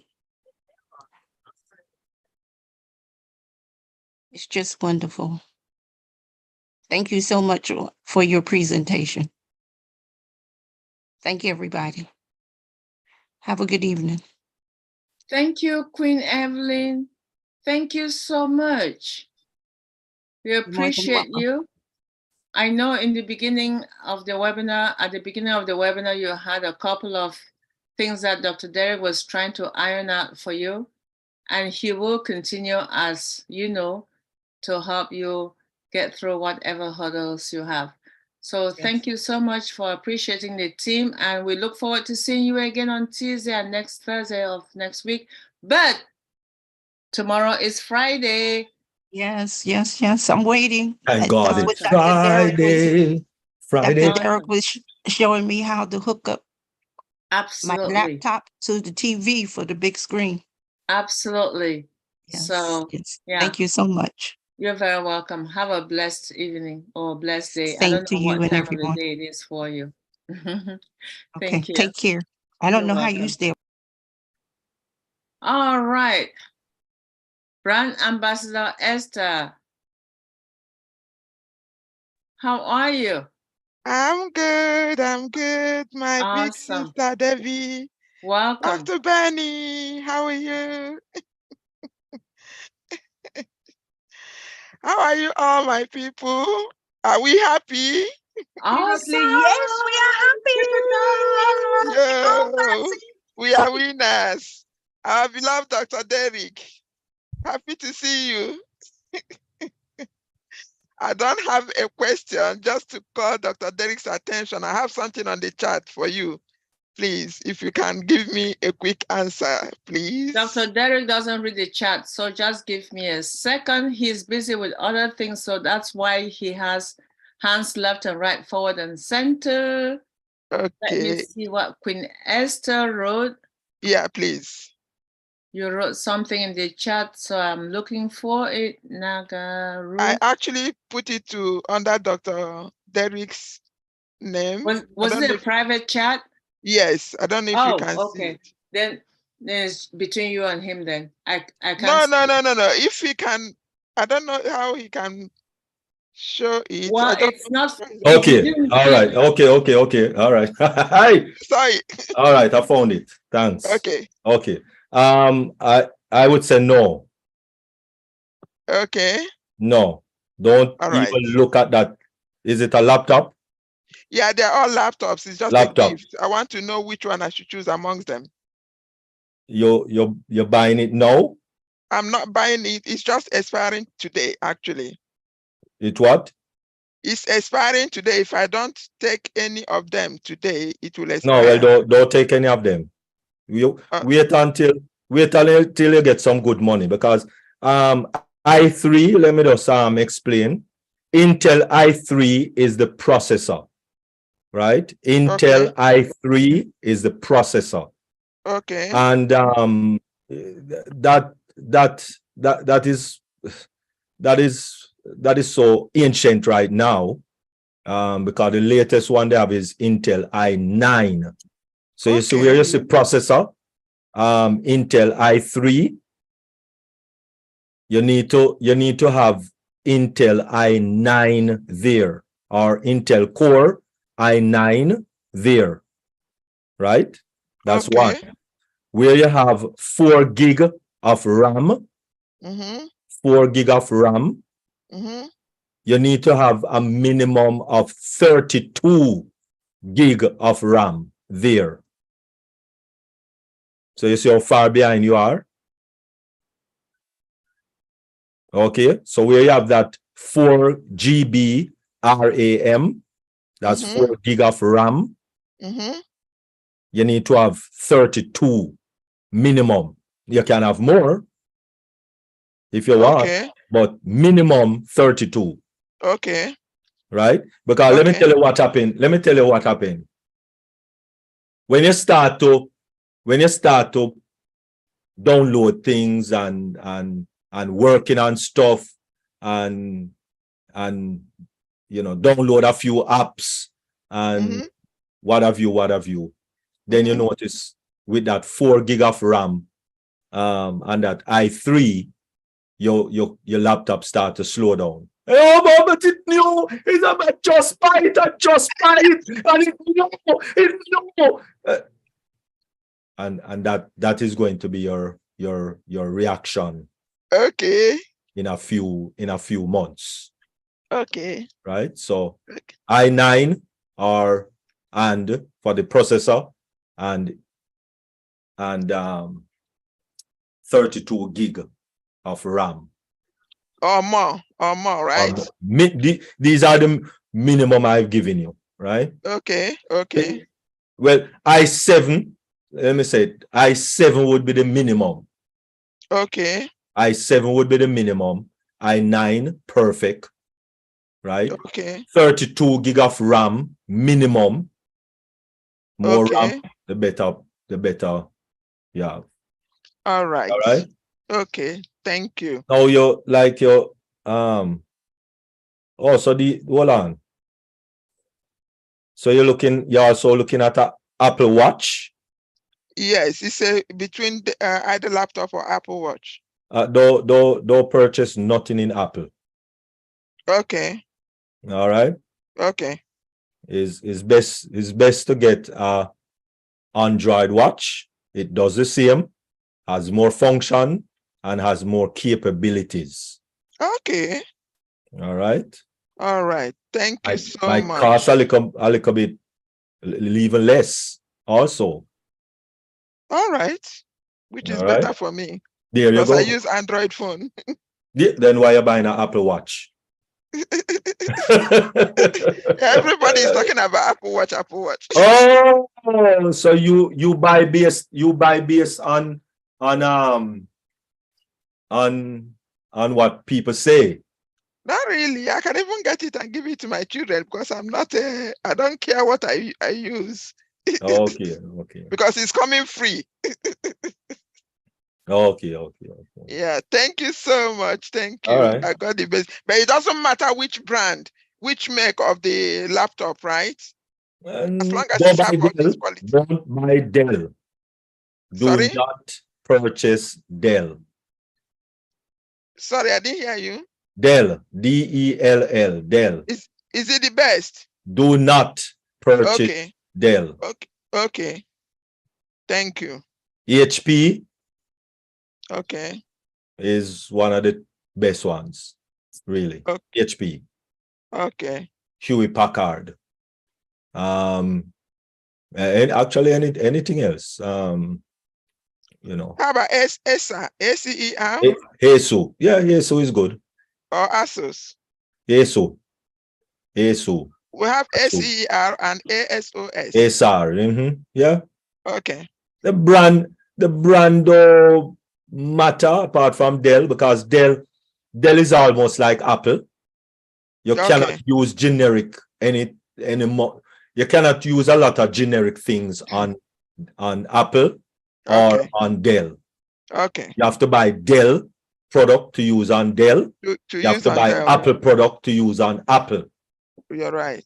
But with most other laptops or computers, you can use almost any generic thing on it.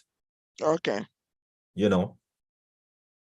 Thank you so much. I've taken people's time. I'm so sorry, my beloved people. Thank you, Sister Esther. Thank you, Queen Esther. We appreciate you and your question. It's an honor seeing you as always, and we look forward to seeing you again. Thank you. I saw Queen Dr. Patience hand up. Is she still around? If not, while we're waiting for her to come back on, Queen Jackie. Good evening again. Thank you, Queen Debbie. I just want to piggyback on what Dr. Derek was saying about, once you have everything connected in your home, like having a smart home. Well, this evening I had a problem signing in because for some reason it was going to put in my email address and then it was sending me a OTM password to my email, which never appeared. And it was getting close to the time for me to come on to the webinar. And I was like, how am I going to get on? I'm having trouble. And then I told Siri, I mentioned Dr. Derek's name. And Siri took me to Dr. Derek, but I didn't want to call him. So then I said, Siri, take me to the meeting. And Siri took me to the meeting, and that's how I got on. So let me tell, I'm telling you, that was so amazing. I never did that before. So God worked in mysterious ways. Wow. So Siri took me straight to the meeting. I was so amazed because I didn't know how I was going to get on this meeting because it was asking me to put in my email. Oh, Trim. I don't know where that came from. So Siri is on Passive is live with Siri. Wow. Girl, let me tell you, I was shocked. number. I was shocked. Wow. I was so Dr. Derek, I wanted to blown away. comment on that before we move forward, please. Please, yes. That is awesome. Outstanding to hear that you couldn't sign on to Globally Changing Lives Deep Dive, and Siri got you into it. That's artificial intelligence at its best. Yes, I don't know what it is because I'm not an IT guru, so I'm going to let Dr. Derek be the one to make a comment about it. Yeah, I don't know how that took place.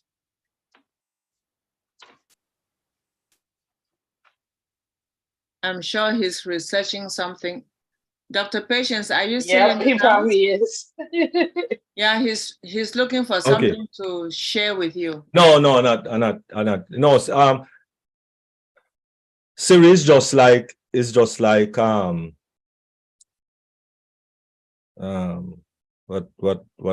it name? Alexia? Alexia? Right. Yeah, it's the same thing. So it has nothing to do really with unpassive, so to speak. It's just that these devices remember what you do. Remember where you went. Right? Because these devices have AI in them, right? That's how they function, and that's how they learn things too. They do, because Unpassive is not the first company that is using AI, right? It's just that it's the first company that build everything from the ground up with AI.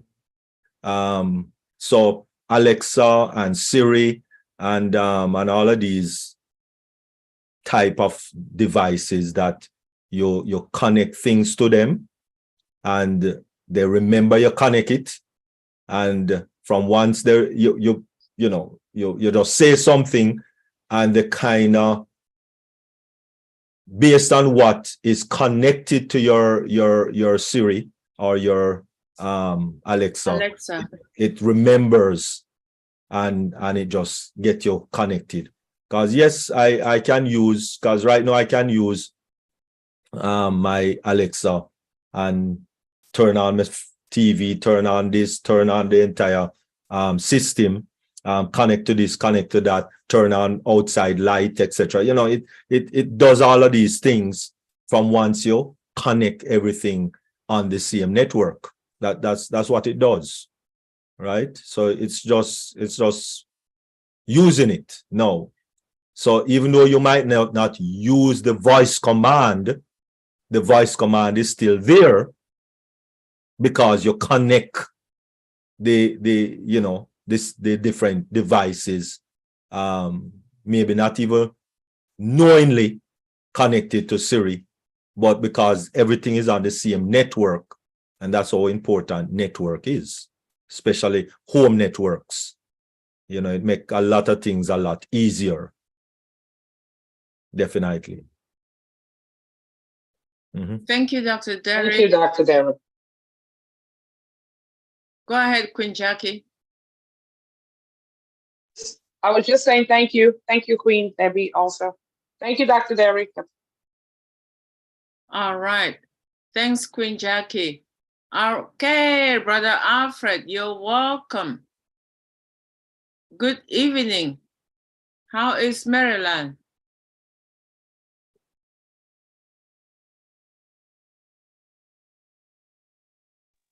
I think they're in Atlanta. Okay. Yes, good evening, Brand Ambassador, Sister Debbie. How are you doing? Awesome. Thank you, bro. Welcome. Yeah. JW, I learned something from you tonight, and I've just been telling my wife that she should just refrain from this. This MSG. I did not know. I'm just reading at it and I'm completely, I'm blown away. What, you go somewhere and you eat, it tastes so good. You come home, then you do the same thing. It doesn't work. So I could not get it until today. When I was listening to you, then I went on Google and I started reading on it, and I could really see the damage that one is inflicting in his in our bodies, with all this stuff. So thank you for bringing that up, because I have really been reading about it so much that it caught my attention. I have to do something about it. Yeah. Then I also picked up from Sister Debbie to stay away from Maggie Cube, which is something that I grew up knowing, and I have been using it up till today, up till now. So I think that it's also going to, be in the back burner for now till further notice. Then what can I say to Dr. Derek? Thank you. I just got an entire lesson on the internet for more than $97. So thank you, Dr. Derek.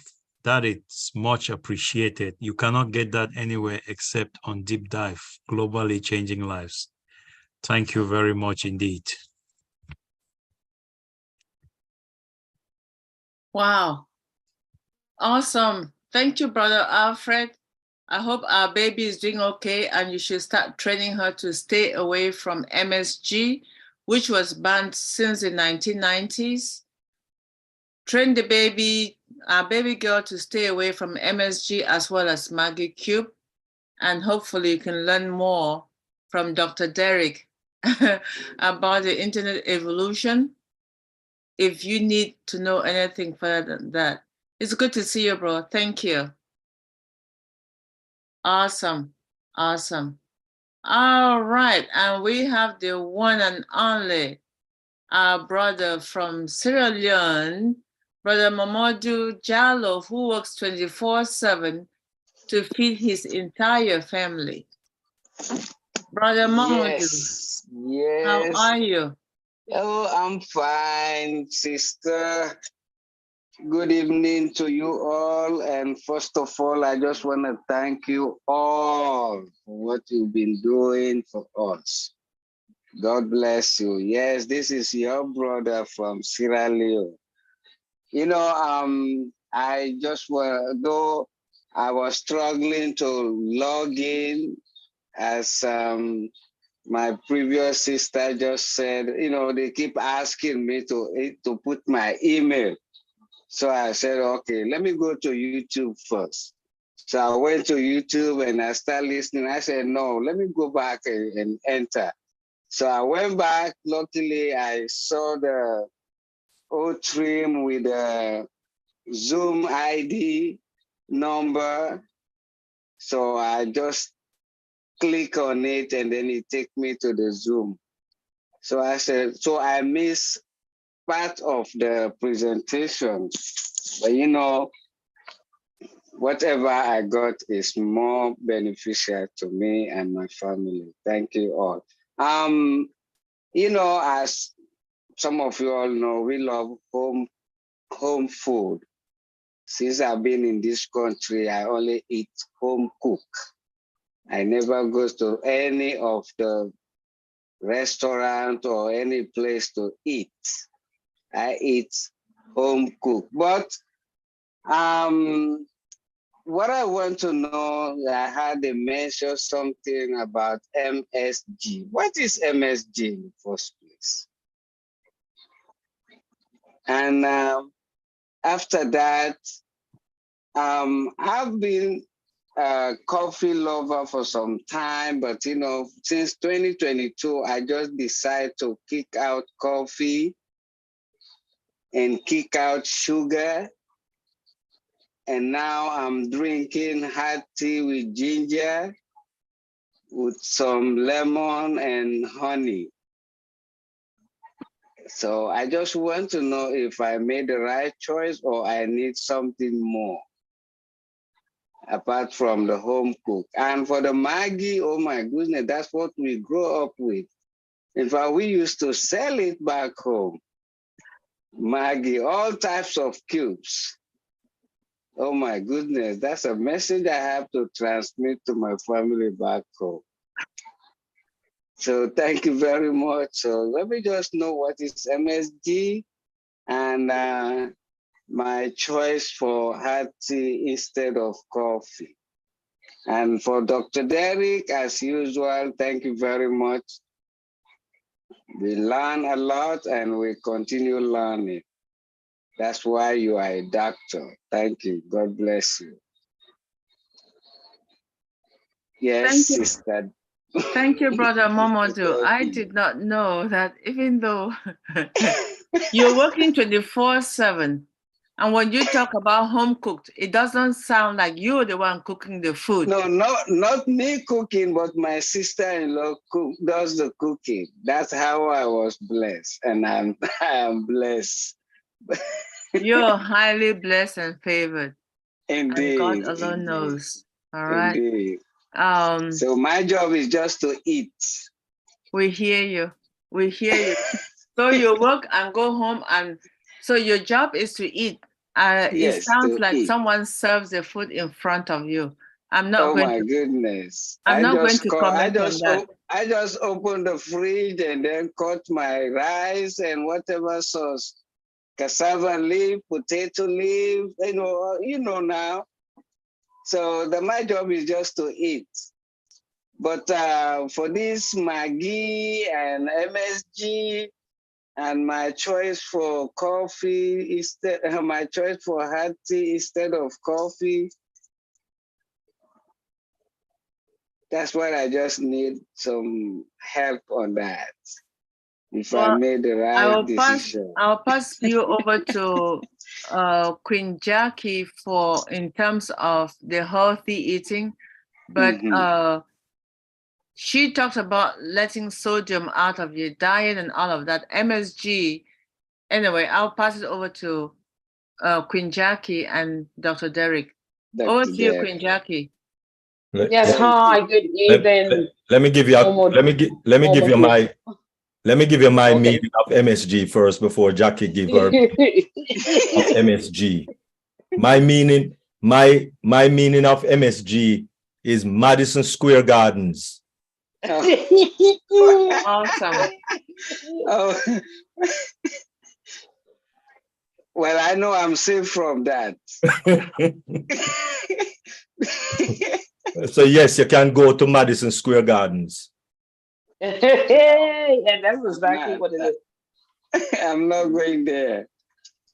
Don't go there. Okay, it's monosodium glutamate. Okay, it does harm to the body, even though it makes food. In restaurants they use it a lot. I have heard people that work in the restaurant and said, they tell them not to use it, but they still use it. So it's not. There's no law against them not using it. I mean, the FDA do not say don't put it in the food. I mean, they allow people to put these things in the food. No, they're not well, but there's a lot of chemicals that goes into the food that is not good for us anyway. But MSG, unless sometimes some of the labels will say no MSG. Okay, even in some of the seasonings, they even add it. Even in our food, some of your canned goods have it in it. Especially the season, especially that one they call complete season. It's with a green top. That one is full of it. A lot of the seasoning has MSG in it already. Okay. So salt and pepper, like Queen Debbie stated, salt, pepper, and your herbs. Herbs alkaline the food. So if you're eating meat and you know you're not supposed to, but you can't help yourself, you have to alkaline it by putting onions and all those herbs, natural herbs into it. That will alkalines the meat. Okay. Okay. Yeah. Okay. I have many more, but another topic for another time. Yeah, and a easier way to put it is that it is created in a lab. Because if you look at the components or the built up of it, it's all chemically built. There's no fruit or vegetable in there, so to speak. You know, like some things they say it's fruit extract from this, or vegetable extracted from extracted from this vegetable, or some things they say they extract the B12 from this fruit or from that fruit, and then extract the vitamins from this fruit or that fruit. No, with MSG, it is totally, fully built in a lab, and it only have chemical components to it that, you know, a scientist in the lab put this together and put that together and put that together and shake this in there and bam, MSG. So no, it's the body don't know what it is. Okay. And when the body don't know what it is, two things get affected: your liver and your kidney. Yes. You ever hear kidney stone? You ever hear that that problem that some people have, kidney stone? Yes. Well, it's all these, anything that the body doesn't know, it cannot do anything to it. It just stays in the liver and start to form into what is known as a kidney stone, because it doesn't know where to put it in the body. It don't even have a clue that it need to just do it out. No, it just doesn't know what it is. Okay. So the body just put it in the liver, and it build and build and build till it becomes a big hard stone. Black pepper, it's not every pepper, you know. Cayenne pepper is good, right? Because that is from a plant, or from, but things that the body doesn't know. It has no nutrients. It has no life property. It just store it. It just put it in the liver, and you get a kidney stone. And some people say it is very, very, very painful. Oh yes. And all of that. So, you know, I don't know why people do that to themselves. And for the difference between the choice for the hot tea instead of coffee. Well, to tell you the truth, I mean, if you get the right coffee, there's good and bad coffees, of course. And then I don't think coffee is so detrimental as MSG. I mean, in some coffees, like I think the Spanish coffees, they really have some good benefits. Arabic, they have some African. So you have to really research the coffee. And then the ground one that you put in the machine tend to be the best ones. You buy them and you can grind it yourself and take it home. The ones already prepared, you don't know what they put all in the, you know, everything is so chemically based that you to be sure of it. Buy your coffee, have it grind it right there, and put it in the machine and have your fresh cup of coffee that you know that is fresh. Okay. Actually, Mama do. Yeah. Don't drink coffee. That's what I just To, I was just going to be tell you the honest, same thing. to be honest with you, Coffee. to be honest with you, don't drink coffee. There's really, honestly, no disrespect to Queen Jacqueline Warner, but coffee is not really good for the body. It is. First of all, let me even back up a little. Let me back up. Your body cannot digest or absorb anything that is too hot or too cold. Let me say that again. Your body cannot digest or absorb anything that is too hot or too cold. The first thing your body have to do, whatever you consume, it has to bring it to body temperature. If it's not body temperature. All right? Because really and truly, if you go all the way back to Genesis 1 and Genesis 2, nobody build any fire. Nobody cook anything. Nobody, do any of that. And if you notice, all those people live in excess of 500 years. All of them. Noah lived to 930. Methuselah, the longest person that lived on the planet, 969.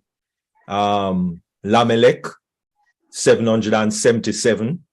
All of these people live very long. Very, very. Can you imagine living for 900 years? Just imagine that. 900 years and you have little or no pain. And one of the main reasons was that there was no flesh eating, there was no tea drinking, there was no coffee drinking, there was no condiments, there was none of that, no flesh eating. It was not until Genesis 7, when the flood, that flesh was introduced to the diet.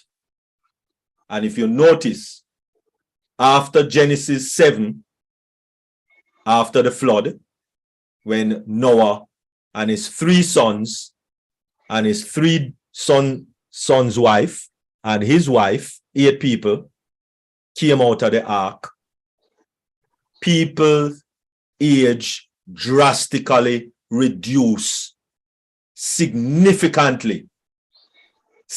When I say significantly, I mean 70. So that was what? 70.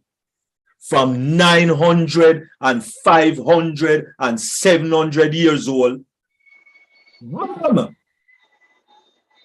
right down to 70. Why? Because flesh, animal, was introduced to man, which was just supposed to be used for that scenario, because everything would be destroyed, including vegetation. All the apple tree would have, washed away. Because you notice when there's a little hurricane or a little, we're talking about a flood that flood the whole earth, not just Florida or Pakistan or Singapore or Jamaica. No, the whole earth. Flood. Everything dead that wasn't in the ark. Okay? So, really and truly, look at it that way. No yes. tea, no Uh, nothing, none. okay. Okay. So Doctor, even when I draw bush tea, Hmm. as yes, you know, herbs, because the herbs is good. And even when I draw like a bush tea, because I like my sage and my rosemary, good for the brain. Help you with your thinking and memory and all of those things. Even when I draw my sage and my rosemary, which that's the only tea I kind of really drink every now and again. Sometime I might do a little ginger, things like that, you know. Ginger is good. yeah. I would draw it, boil the water, turn off the stove, drop my things them in there, draw it, take it, put it in the cup or whatever, and make it cool down. Right back down to room temperature. I have to be able, in other words, I have to be able to take the teacup. Well, I don't really put it in teacup, but I should be able to take the teacup and put it at my head, just like how I put a bottle of water to my head and drink, full up my mouth, swish it around in my mouth, and swallow. If I can't do that, I'm not drinking it. You understand? So people who say that they have to have tea in the morning to belch off the gas, rubbish. All that is rubbish. Okay? Yeah. Because it's three major things that happen to your body when you sleep. Three major things. One, you dehydrate. Two, your sugar level drop. And three, your temperature go up. So why are you going to drink tea when your temperature gone up? That don't make no sense. That's number one. But tradition and custom, oh, I have to drink my cup of tea first thing in the morning. Rubbish. Literal rubbish. All right? Because your body don't like that. All right? Body don't like that. But then the hot air drop in your belly bottom and the hot air need to come back out. And so it induces belch. Feel good. Rubbish. Okay? All right. Thank you, Dr. Derek. Thank you, Brother Brand Ambassador Mamadou Jallow. I will be signing off very soon, but let me see. We will be signing off very soon. Oh, Brand Ambassador Rosanna. Yes, greetings to my dear Greetings, how are Brand you? Ambassador family once again. I love you guys. And Love I appreciate hearing your you guys. voice tonight. Thank you. Yes, and I want to thank Dr. Jackie, Queen Jackie, for her information this evening. Very informative. And you know, I am an insurance agent and I do Medicare enrollment. So when the clients call in, we have to enter all their medications into the system. And sometimes I am telling you, 30, 40 medications. I have this little saying that says, eat your food now as your medicine, or you're going to be eating your medicine as your food. So whatever we have to get out now, let us get it out. Dr. Derek, I still don't reach there yet. I am trying to cut out the meat also, because, you know, I am from the Indian race. And when we curry everything. And if we curry anything you curry, it tastes so good. It tastes better than meat. So you don't miss meat when you eat your curry, you know, whatever we are currying, you know, whatever it is out there, we curry everything and we eat that. And it's just as if you're eating meat. You don't miss the meat. So I don't have any meat in my freezer, Dr. Derek. I only have wild caught salmon, okay? Sorry about that. So that is not meat? Well, I don't know. They say fish is good, so I try to eat the fish. They say Is fish a fruit? No, it is Is fish a vegetable? No, sir. Is fish a nut? No, sir. Is fish a grain? No, sir. Well, that means it's a flesh. It's a flesh. Okay, I'm trying Okay. to All right. Okay. So I can just try to stop Okay. it now too. All right. Thank you so much. All right. So- And instead of your curry, because curry is just like black pepper, whole lot of MSG. Your body don't know what curry is. The best thing to use is turmeric. Okay. Well, we're talking about turmeric. That's what I use, turmeric. No, well, don't say curry then, man. Say turmeric. All right, sorry. I know you guys understand curry. No, I didn't understand at all. I use turmeric because I told you I am from the Indian race. So And some of them use curry, the literal curry. right, we use turmeric. Okay, beautiful.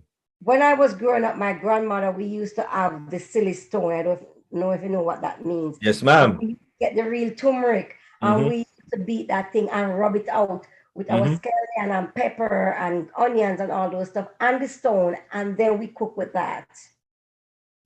So that is how we grew up. So we know that, we have to try, as a human being, try to eat our food as our medicine now, because we don't want to eat our medicine as our food. Okay. And now, Dr. Derek, I want to let you know, yes, we do appreciate you and we love you. What you are doing is a very good job, and it's not going unnoticed. We are receiving what you are teaching to us. So just don't believe that you're standing there night after night and it's not going anywhere. And it brought me, it just bring clarity to me with the internet, with the connection with the internet services. I watch everything that you were showing me, and oh boy, it's amazing. How these things work. The phone. I put it in the chat. When you were doing the dial-up, the AOL dial-up for those days. But now, we are going to have better than that now. So we thank God for it. And thank OnPassive, and thank everyone. AI and all those services that is going to be provided for us now. Okay, and we are ready to get rolling. So I'm preparing myself when that time comes. All right. So I just want to let you know we are learning and appreciating everything that you're doing here, and all our brand ambassadors are teaching or feeding us into. We are absorbing it. Okay. And I just want to say greetings to you all, and we will meet again. On Sundays. It's hard for me to be on the meeting on Sundays. Okay. Okay. Because I go to church on Sundays, but all right. All right. Thank you. That's all right. That's all right. Okay, dear. Have a good one now. All right. You too. Thank you so much, Queen Rosanna. Thank you, Dr. Derek. We truly appreciate you, Queen Rosanna. And after passing it over to Brand Ambassador Vital. Brother Vital, welcome. Welcome, and over to you, Brother Vital. Thank you very much, Queen Debbie. You're welcome, sir. Yes, so how's everybody doing? Everybody seems looking great. Queen Jacqueline, Dr. Derek, two very powerful presentations. I don't even know where to start. But let me first begin with the food part of it. Queen Jackie, because I've been in the food industry for a long time. And when I first came to this country, I got attached to that industry, and I'm still a big part of it right now. And so, Dr. Derek, the rosemary for the brain, right on spot. And if anybody who hasn't really know what rosemary is, just look it up. It's a brain food, and if you want to make sure your brain is functional for a long time, it's a tea to drink. It's a plant that you need to have in your garden. It's one of those plants that you need to have in your garden. But Dr. Derek, my definition for MSG is that I like your definition, but here's mine. Slow poison. It's slow poison.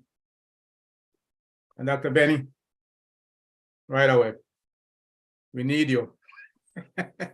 As slow poison. It tastes good, but just look it up. You would never want to. I mean, I know that it's flavorful. You go in a lot of Oriental restaurants and stuff like that. They use a lot of it, and I don't want to pick on any specific ethnic food preparation, but it's used in a lot of restaurants. And if you just know what you use, you will never touch it again, ever. You know, it's poison, it's slow poison. But you know that prior to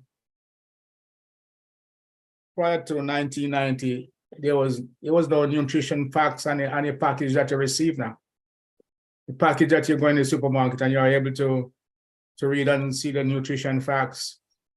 That just is something, you know, came in at about 1990. Prior to that, there was nothing on the box for you to know what you were buying, what was in this food that you eat. And I said, and it first appeared in about 1994. And again, it was revised in 2016, I think, and again in 2020. And so the USDA, they're trying to improve it to make sure that the consumer are educated as to what they're putting into their body. But prior to 1990, there was no nutrition facts that you could ever read, and the manufacturers fought against it. They fought against it, and they didn't want to expose you to what they were putting in their products.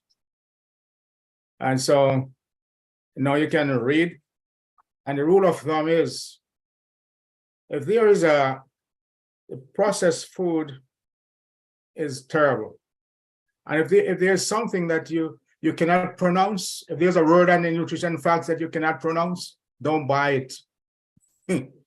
Don't stay away from it. If you cannot pronounce it, and you see that they have some long pronunciation, some long words. If you cannot pronounce it, don't buy it. Stay away from it. And processed food is really bad for you. It's bad. All type of processed food, processed meat, all these. When you're going to walk into these restaurants and they sell a whole lot of bologna and salami and pepperoni and all this stuff, man, let me tell you, it's slow poison.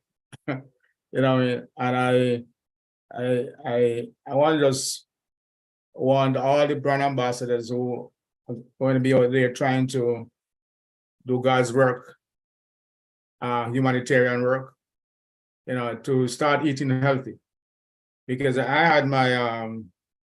had my first wake-up call in about 2005, when I used to just eat without knowing what I was eating. I used to eat that thing they call oxtail. Oh my God. Dr. Derek, I was addicted to oxtail. Anybody who's from Jamaica, they love oxtail. Oh my God.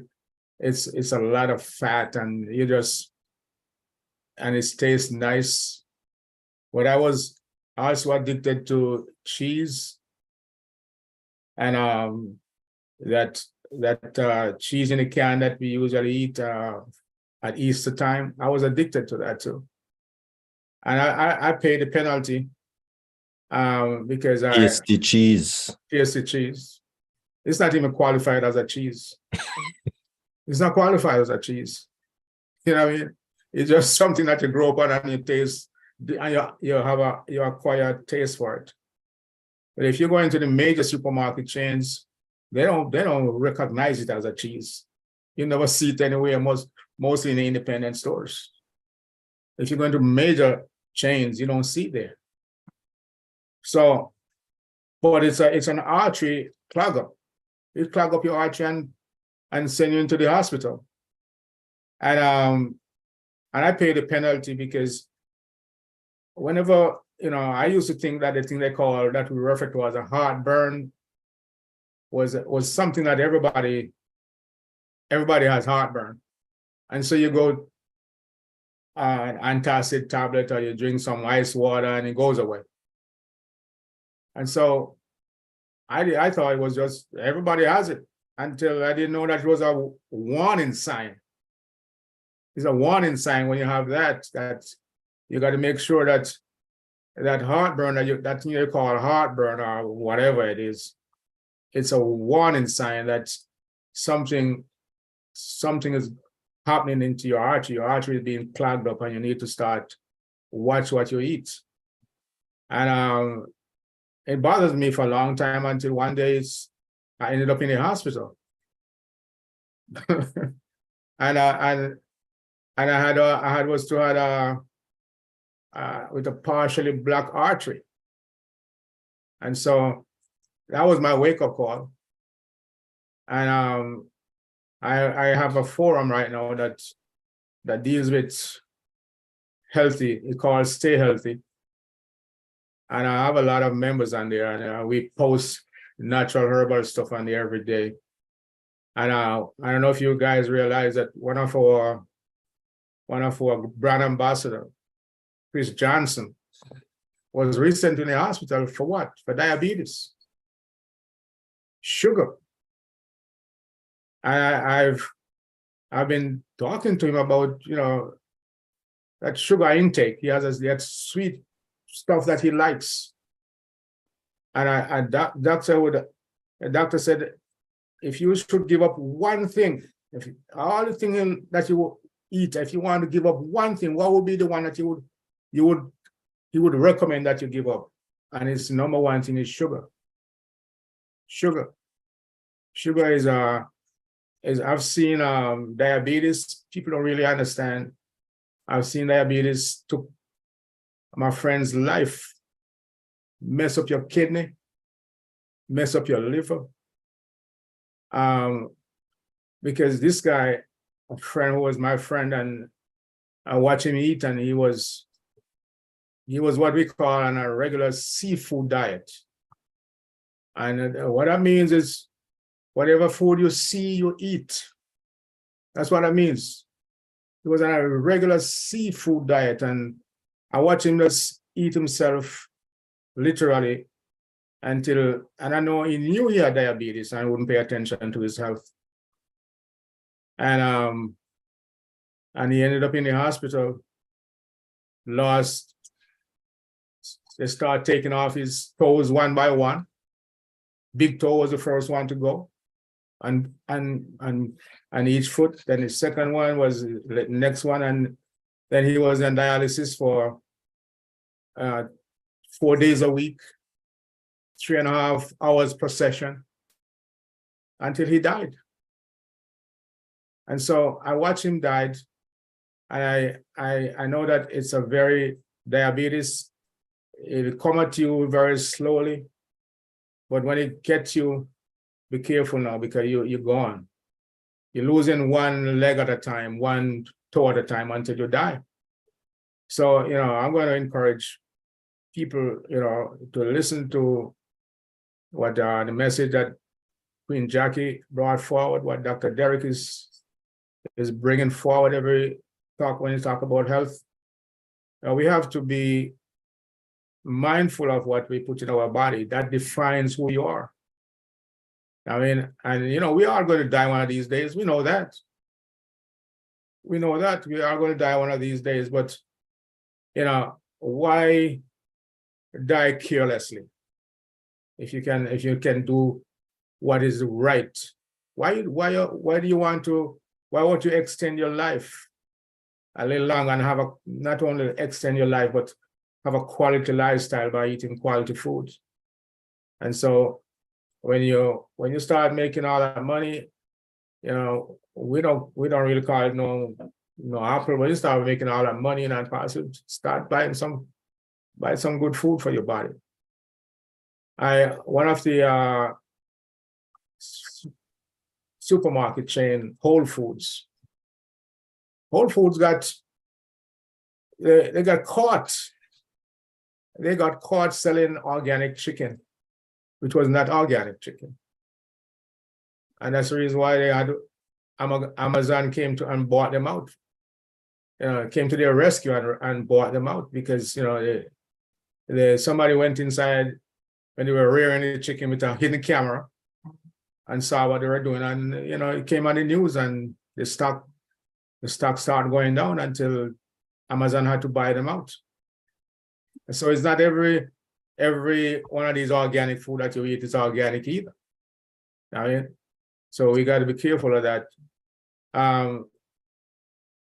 It's something that most of the supermarkets now are carrying, and it's organic.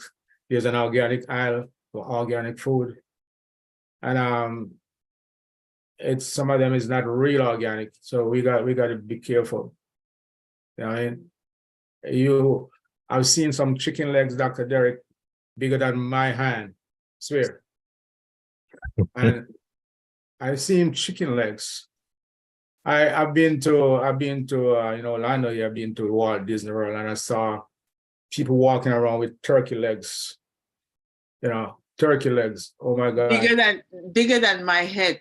Yeah, and they're enjoying it too. Yep. And they think they don't know what they're eating. They pay a lot of money for it, and they're walking around. Everybody's walking around with this big turkey leg, in the hand, and so we just have to be careful. And so I want to thank you, Queen Jackie, for bringing this to our attention. But Queen, Dr. Benny, look at me. Stay away from MSG. Thank you, Brother Vital. Thank you, Brother Vital, for reminding Queen Benny to stay away from MSG. I don't care.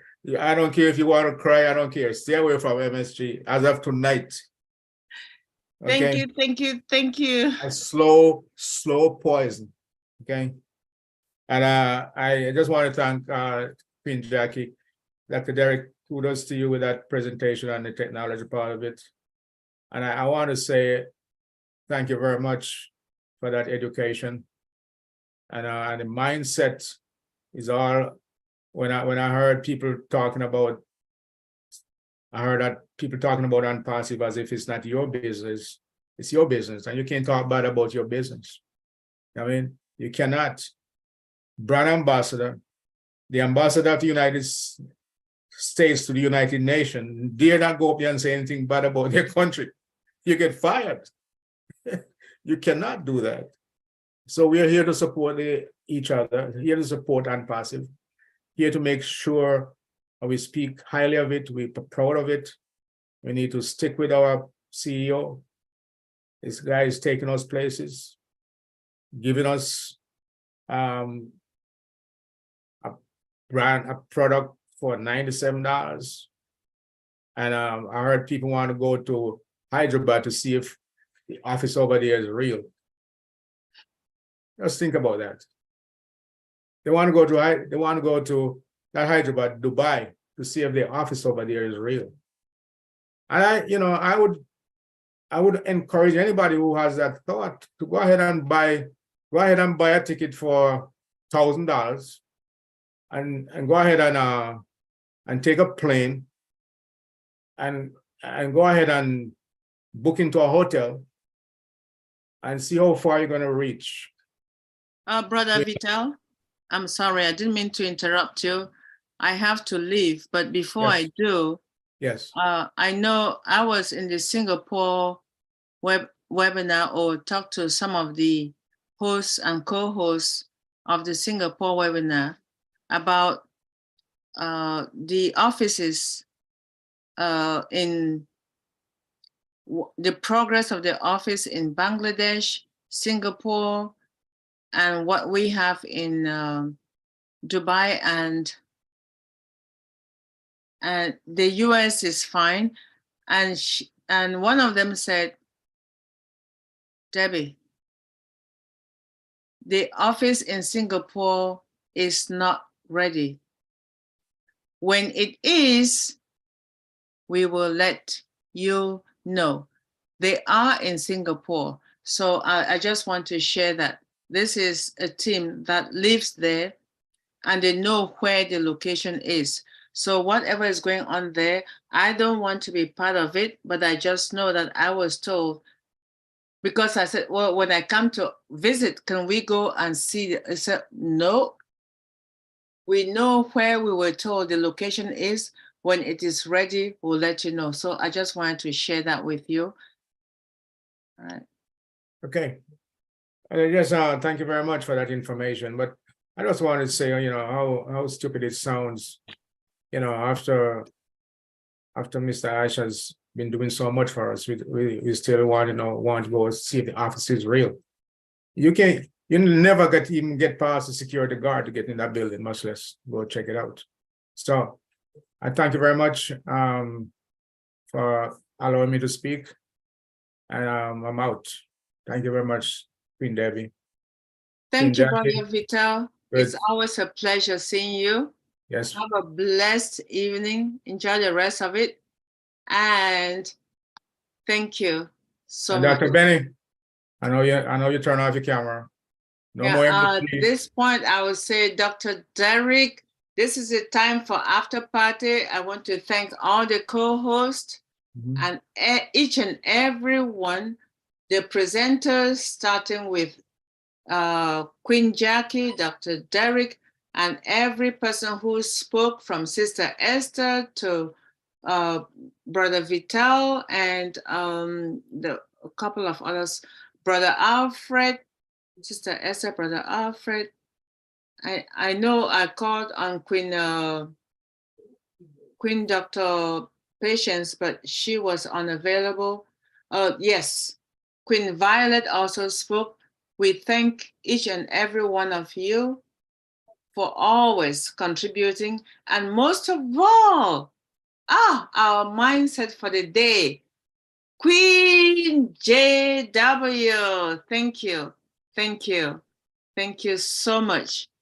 Now we have to remember healthy eating is very important. We started this journey together, and in the next 5 years, we are looking forward to seeing each and every smiling face that I'm looking at here. I don't want to sign into globally changing lives without seeing the faces that I know. So the healthy aspect of it is very useful. And Dr. Benny learned something new that I'm hoping she's going to use for the next segment of her diet when she plans it. And Brother Vital, thank you for your input about your experience with people in your lives. And we hope that others who listen to your story can learn from it and move forward to the next step. I see a hand raised and I see Dr. Derek in the house. Let me see the hand raised. I'll ask you to unmute yourself. Brother Wale Olupitan.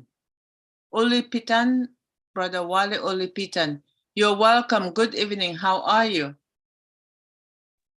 I'm doing great.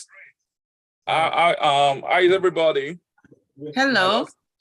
I don't say, let me just ask Ambassador Vital a quick question that will be good for everybody in the house, because me too, I watch my diet and I try to be as healthy as I can. Ambassador Vital, I know you say that we should stay away from sugar. Do you have any substitute you can recommend to someone? Because like for me, I use like stevia or monk fruit. I don't use agave, but I use stevia or monk fruit. Do you think, is that a good idea?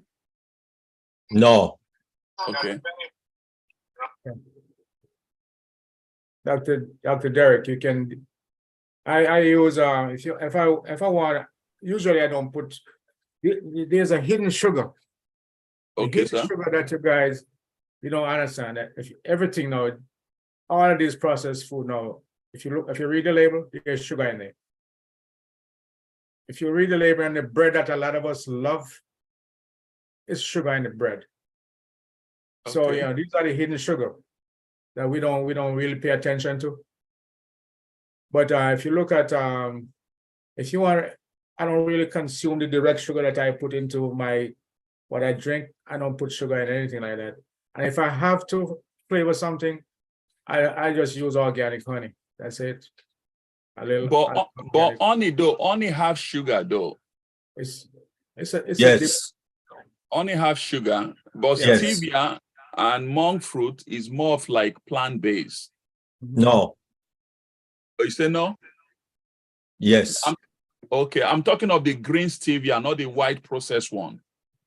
It doesn't matter. From Okay. one people, we need to understand that from once you buy, as brand ambassador Vitel is saying, from once you buy your stuff off the shelf, any stuff you buy off the shelf, don't care what it is, two things in it: sugar and dairy. And that is why we're talking about America. Not sure about everywhere else, but America. Because people have to be sick for the food industry to operate, how they operate. Okay. And so when you have these two major health issues in food, you're going to have a lot of problems. And you can see that. You can see that in the American population. 65 to 75% obesity. Why? When obesity, first of all, obesity was kind of an old people thing. Now even 3-year-old, 2-year-old, 3-year-old, kindergarten, obese. Why? Because everything in the American diet consists of sugar and dairy. So when you talk about, quote unquote, organic honey, I don't even know what organic mean, really and truly, because it really don't have any meaning to me. Honestly speaking, it doesn't have any meaning to me. Apart from it costs more. That's the only thing organic means to me in America. It costs more. All right, that's all. Nothing else. Okay? And the label is a little different. All right, that's all. Okay. The best organic you can get is if you grow it in your backyard. Other than that, I don't know what it is. And you don't know what it is. All right? The label tell you what they want you to know. That's it. What they want you to know, that is what the label tell you. That's it. So what I'm saying is that, first of all, they say organic honey, and then they put it in plastic bottle. And that don't make sense. Yep. That don't make no sense. Yep. Because all the chemicals that is in the plastic bottle seep into the value, so to speak, of the honey or whatever is in the plastic bottle. Okay? So if I am going to acquire honey, I am going to have to find a little farmer man that rearing bees and go there with my glass bottle and have him give me a fill. Okay? And maybe me get all the honeycomb and all that me can crunch and so on also. All right. But next stevia and this stevia and whatever tiva, sugar in there. Okay. Sugar, literal, and the cheapest sugar that is placed into all of these products is granulated sugar, or what is known as white sugar. The body don't know what it is. Let me say that again. Your body don't know what it is. And so therefore, the digestive system, what is this? What is this? Is it protein? No, no protein. Vitamin? No, no vitamin. No. Carbohydrate? No, no, no carbohydrate in there. And it's looking around, and nothing of value, nutritional value. So what it does, deposit it in your kidney, and you get gallstone. 1, 2, some of it go into your joints, right?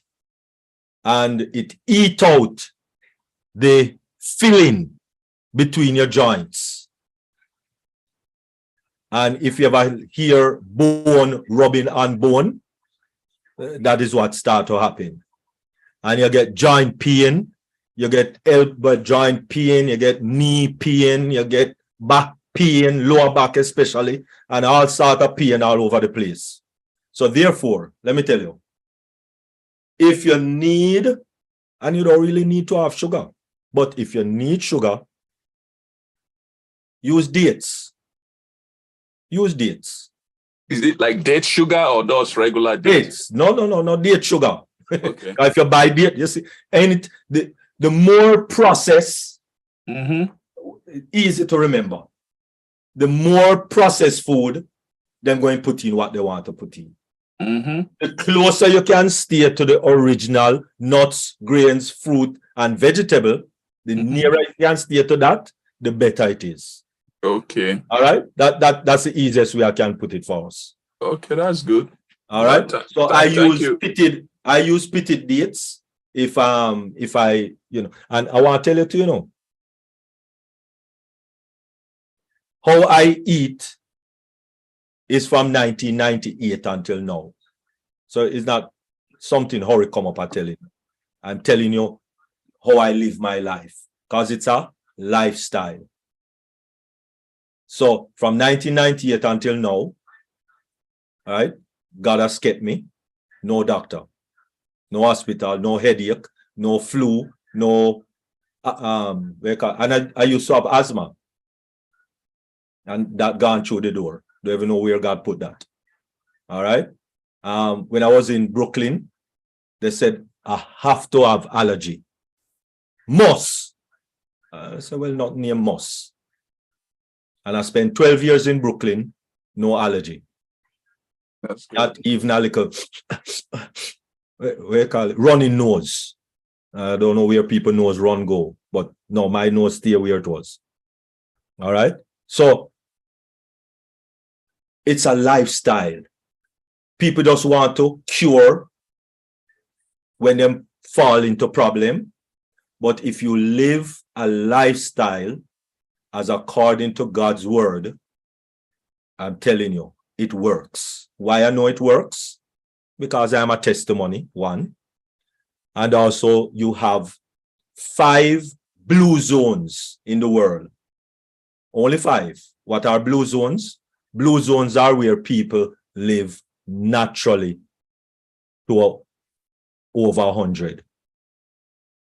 Naturally, no problem. And them active, them no pain, no, what have you, riding bicycle and doing them thing, still driving car, etc. What have you, no, problems. Centurions, blue zone. One of those blue zones is in the United States of America, known as Loma Linda. Loma Linda in California, I think it is. All right. California. Yes, where people naturally live to centurions and has no problem, no tablet, 26, 23, 32 tablets taken every day. No, none of that. None of that. All right. Still can get a driver's license, still drive, except good to go. All right. And you have 4 more in the rest of the world, and I think somewhere in Italy and Japan and some other country, right? Pacific, yeah. Right. Beautiful. So it still works. So when people might talk about, well, so those people in the Bible, no, people right now living long, good, and vibrant because of the lifestyle that is laid down in the Word of God. All right. So if you want to live good and healthy, it is right there. Exodus 15:22 say, if you keep my commandments and live according to my statute, I will not let any disease that come upon you that came upon the Egyptian. I am your God that heal the nation. And so when they check on the diseases that kill the Egyptians, it is the same type of diseases that is happening today. Diabetes, tuberculosis, blood pressure, obesity, same thing. Same thing. Nothing new under the sun. Might name something different, but nothing new. And so and after a while, I tell you, when I just started to use dates and all of those things, when I boil up a bowl of porridge and I, use my dates and so on, I had to use 2 bananas and 21 dates in my porridge to consume it, because you see your taste bud is at that level of tasting sweet,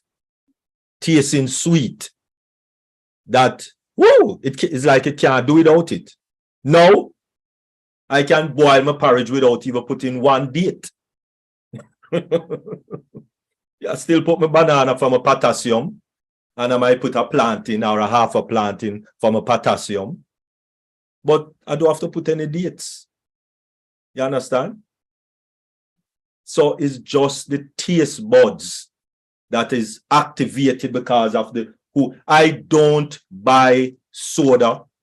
I don't have drink from the supermarket. I don't buy nothing that is in the supermarket to drink. If I am drinking, it's water, or I blend some fruits or some vegetable and drink. Blend, not juice. Blend. Because you need the fiber. Okay? You need your fiber. Okay. So you try that. After a while, you'll find out that you don't even need sugar. Your taste bud will be corrected, because our taste bud is what guide our eating habits. Our taste bud. Oh, we love the sweet. Oh, we love the this. Oh, we love the pepper. Oh, we love the the condiments. Oh, me can't eat no food without I put this in there or no. Your taste bud not to guide you. Let your knowledge and intelligence guide you. Thank you. Thank you very much, sir.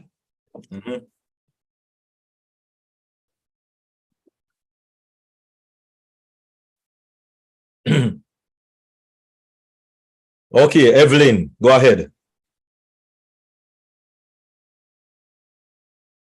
Evelyn? Yes. Hi. I just like to ask about raw honey. What's your comments about raw honey? Well, as I said, if I am getting honey, whether it's raw or unraw, or whatever it is, whatever status you want to put it, I am going to find a person who rear bees. Okay. And go check them out and them have a beehive and thing and all of that, and carry my jar, glass jar. From once you put things in plastic to store, you can't forget it. All right. So I don't use plastic containers to store things. Right. Anytime I buy glass containers to store things. Right. Okay. So thank you. My my glass jar and get my honey from the person who own the beehive. All right. And that's where I get, if I don't really use it to that anymore, because when you use a lot of it to sweeten, it kind of changes the taste of the whole program. The dates is the best thing that I use so far. That doesn't change dramatically the thing that I am using it in, right?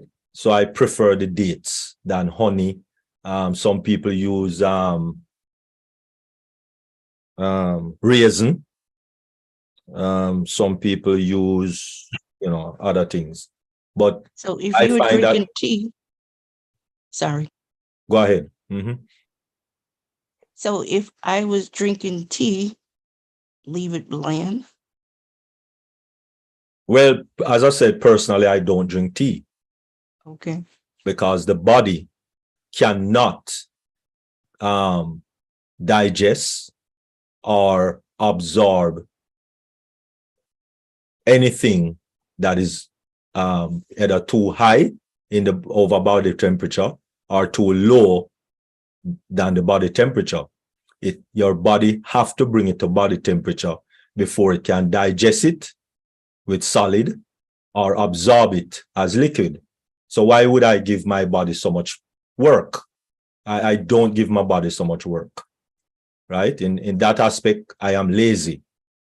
I don't give my body those overworking. So I don't drink tea, right? Okay. Yes, I do my little ginger bush, or I love sage and rosemary for the memory, for your, so that you can remember things. So when I draw my sage and my rosemary, then I put it down on the counter and let it sit there for a while and cool right back down to room temperature. Because just like how I drink water, if I can't fill my mouth and swish it around and then swallow, then I ain't going to drink it. All right. Okay. So I don't put water in the fridge. And I don't put water on the stove unless I'm going to bring it back down to room temperature so I can consume it. Okay. Okay. All right. Thank you. I don't use, and then I don't use sugar in there. I just drink it as it is, right from the kitchen counter there. Thank you very much. And I definitely don't drink coffee. Okay. I just want to add to that you can also use 100% pure agave syrup if you can find it. And like Dr. Derek said, the date.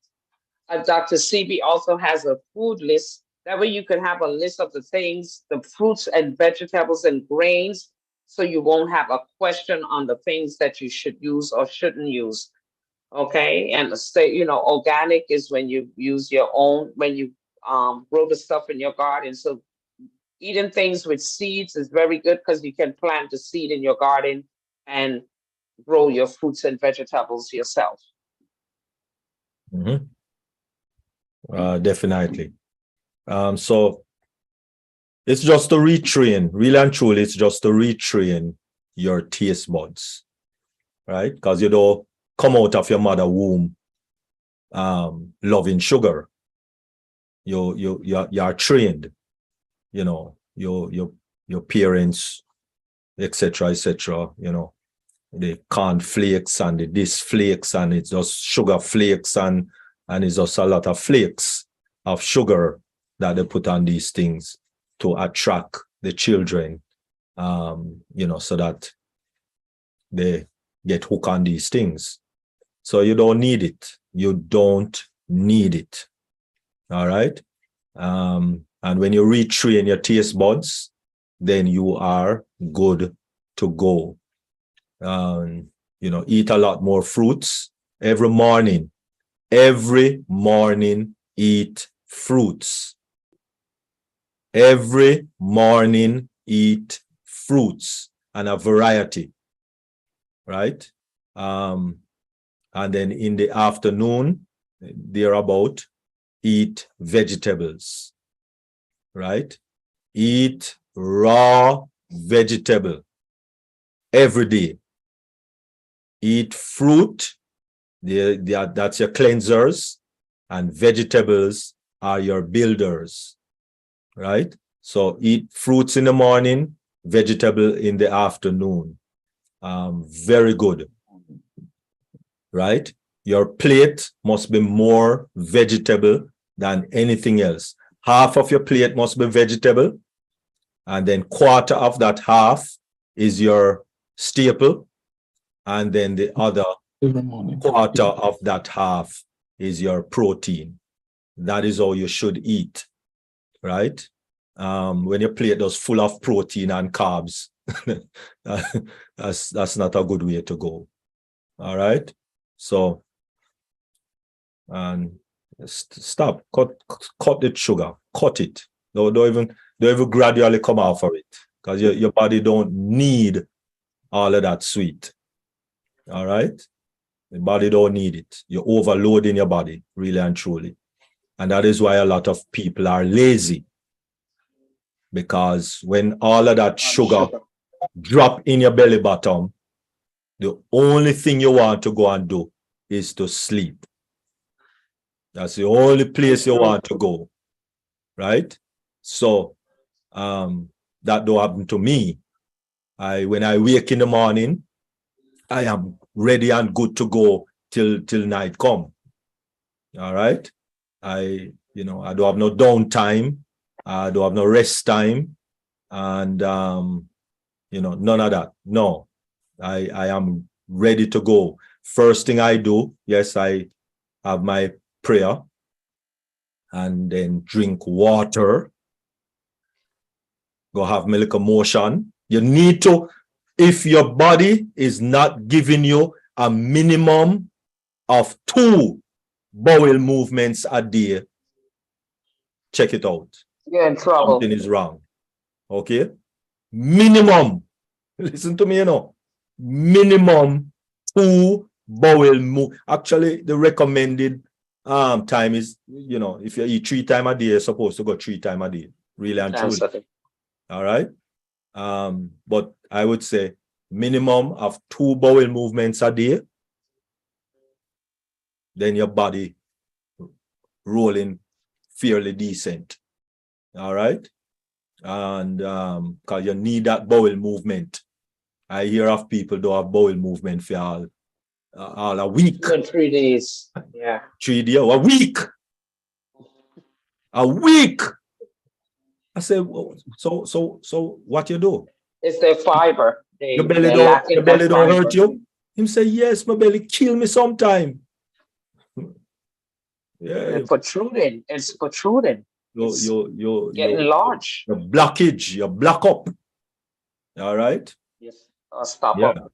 You stop up, right? You say stop up in the Caribbean. You stop up.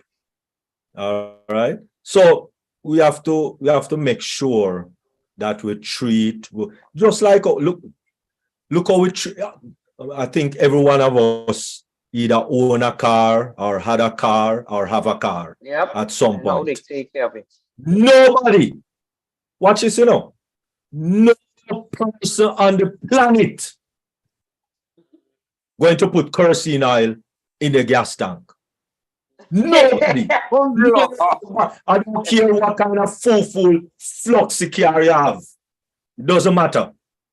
No matter what fluxy car you have, you're not going to put kerosene oil in your gas tank. Just not going to do that. So why do we put kerosene oil in our body? I don't understand that. I really don't. I honestly, I don't understand that, But anyway, I guess everybody have them choice. Medwar 2.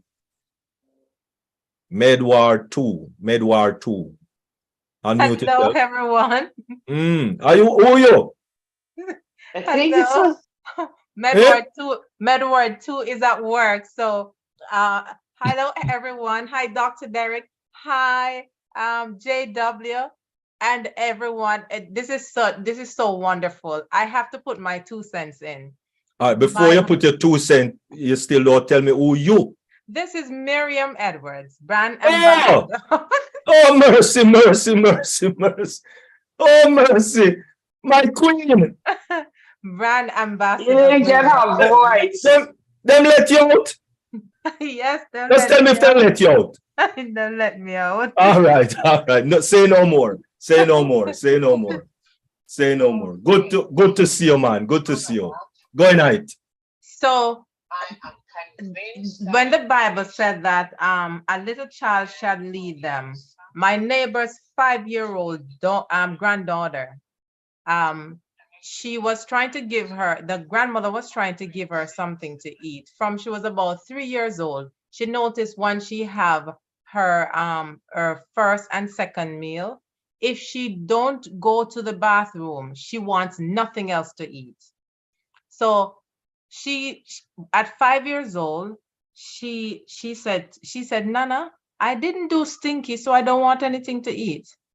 So her grandmother was eating something at 11 a.m. That's after breakfast. And the kids go to grandma and say, Nana, did you do stinky, Nana? Did you do stinky? She said, no. No, Nana, you should not eat anything else until you do stinky. No, Nana, nothing more in your mouth until you do stinky. Nice. And I said, that's something that we should take into consideration. Because if you're putting in your body and nothing is coming out, that means you're bunged up. And this child, if she will go through the entire day, one time this happened to her, she could not go to the bathroom, and she did not, once she eat the breakfast in the morning, she did not eat anything else for the entire day. So as adults, we can learn from this. Nothing in your mouth until you do stinky. There you go. Praise the Lord. All right. I'm going to use that. I'm going to use that in my next presentation. You got to do the stinky. All right. And I don't know why. I don't like water. I do not like water. I guess people see me drinking water left, right, and center on presentations or on webinars and so on. And they say, oh my goodness, that man must like water. No, I don't. I really don't. However,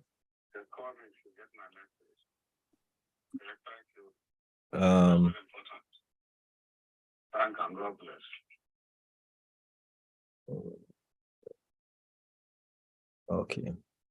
All right. However, because you need to flush, just like how when you put the stinky and you deposit the stinky, nobody leave it there. I hope. We flush and the water washes it away. It's the same thing for your body. You need the water to give you that flow that you need, right? So one of the things that we are not doing is drinking water. That is why we cannot produce the stinky.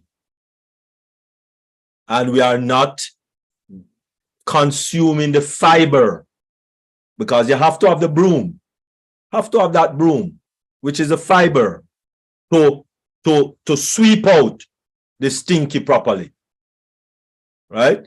If you don't have that broom, which is a fiber, so all you're doing is drinking apple juice from Walmart. That's all you're doing, drinking apple juice from Walmart. And they say 100%, 100%. I don't know how them get 100%. You understand? Don't know how them get 100%. When 99% is water and sugar. So I don't know how they get 100% again. But anyway, that is from concentrated. And from concentrated. Yeah, that's our next presentation.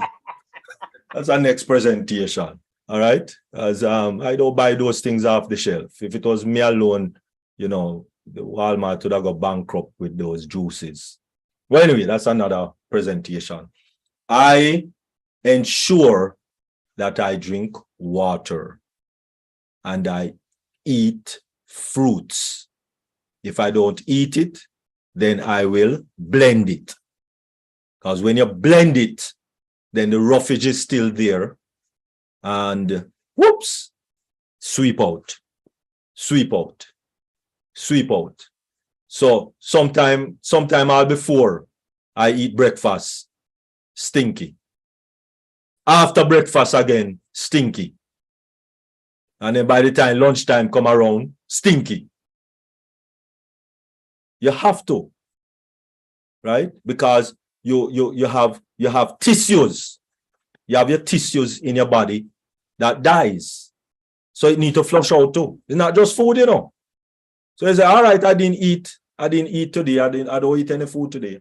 You still have things that are breaking down in your body that also need to flush out. All right. So it's not just food, right? Because your body has, thank you very much. Your body has toxins that is in there, right?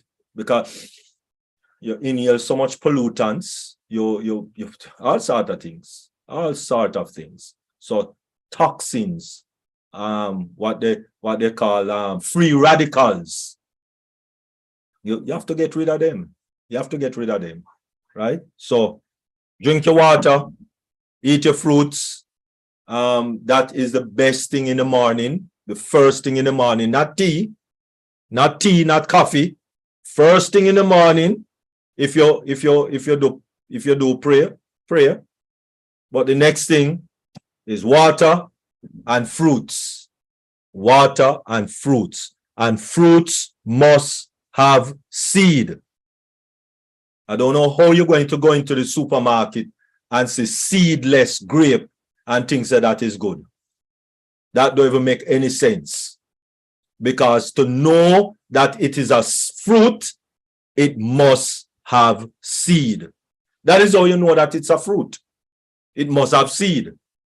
So if it don't have any seed, I don't know what it is. And it's not a vegetable. It's not a bean. It's not, so what it is, I don't know. All right? I don't know. So it's hybrid. Hybrid, right. Hybrid. So it's car. So you're consuming a car.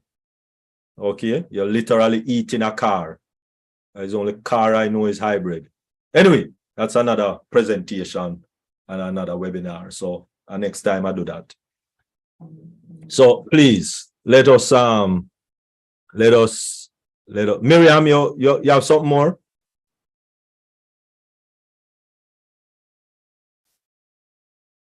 Queen Miriam? No, I gotta run back to the desk. Talk to you later. Oh, okay. Because you still have up your hand. Okay. All right, wonderful. Okay, so I think that is it. And thank you all very much. And we are looking forward for in the morrow. So at this time, we're just going to say bye to those on YouTube. You have a good night and thank you all very much. Really appreciate it. See you in the morrow. If you are a brand ambassador, then it simply means that you'll be on the OConnect webinar with our CEO, Ash Mufari. So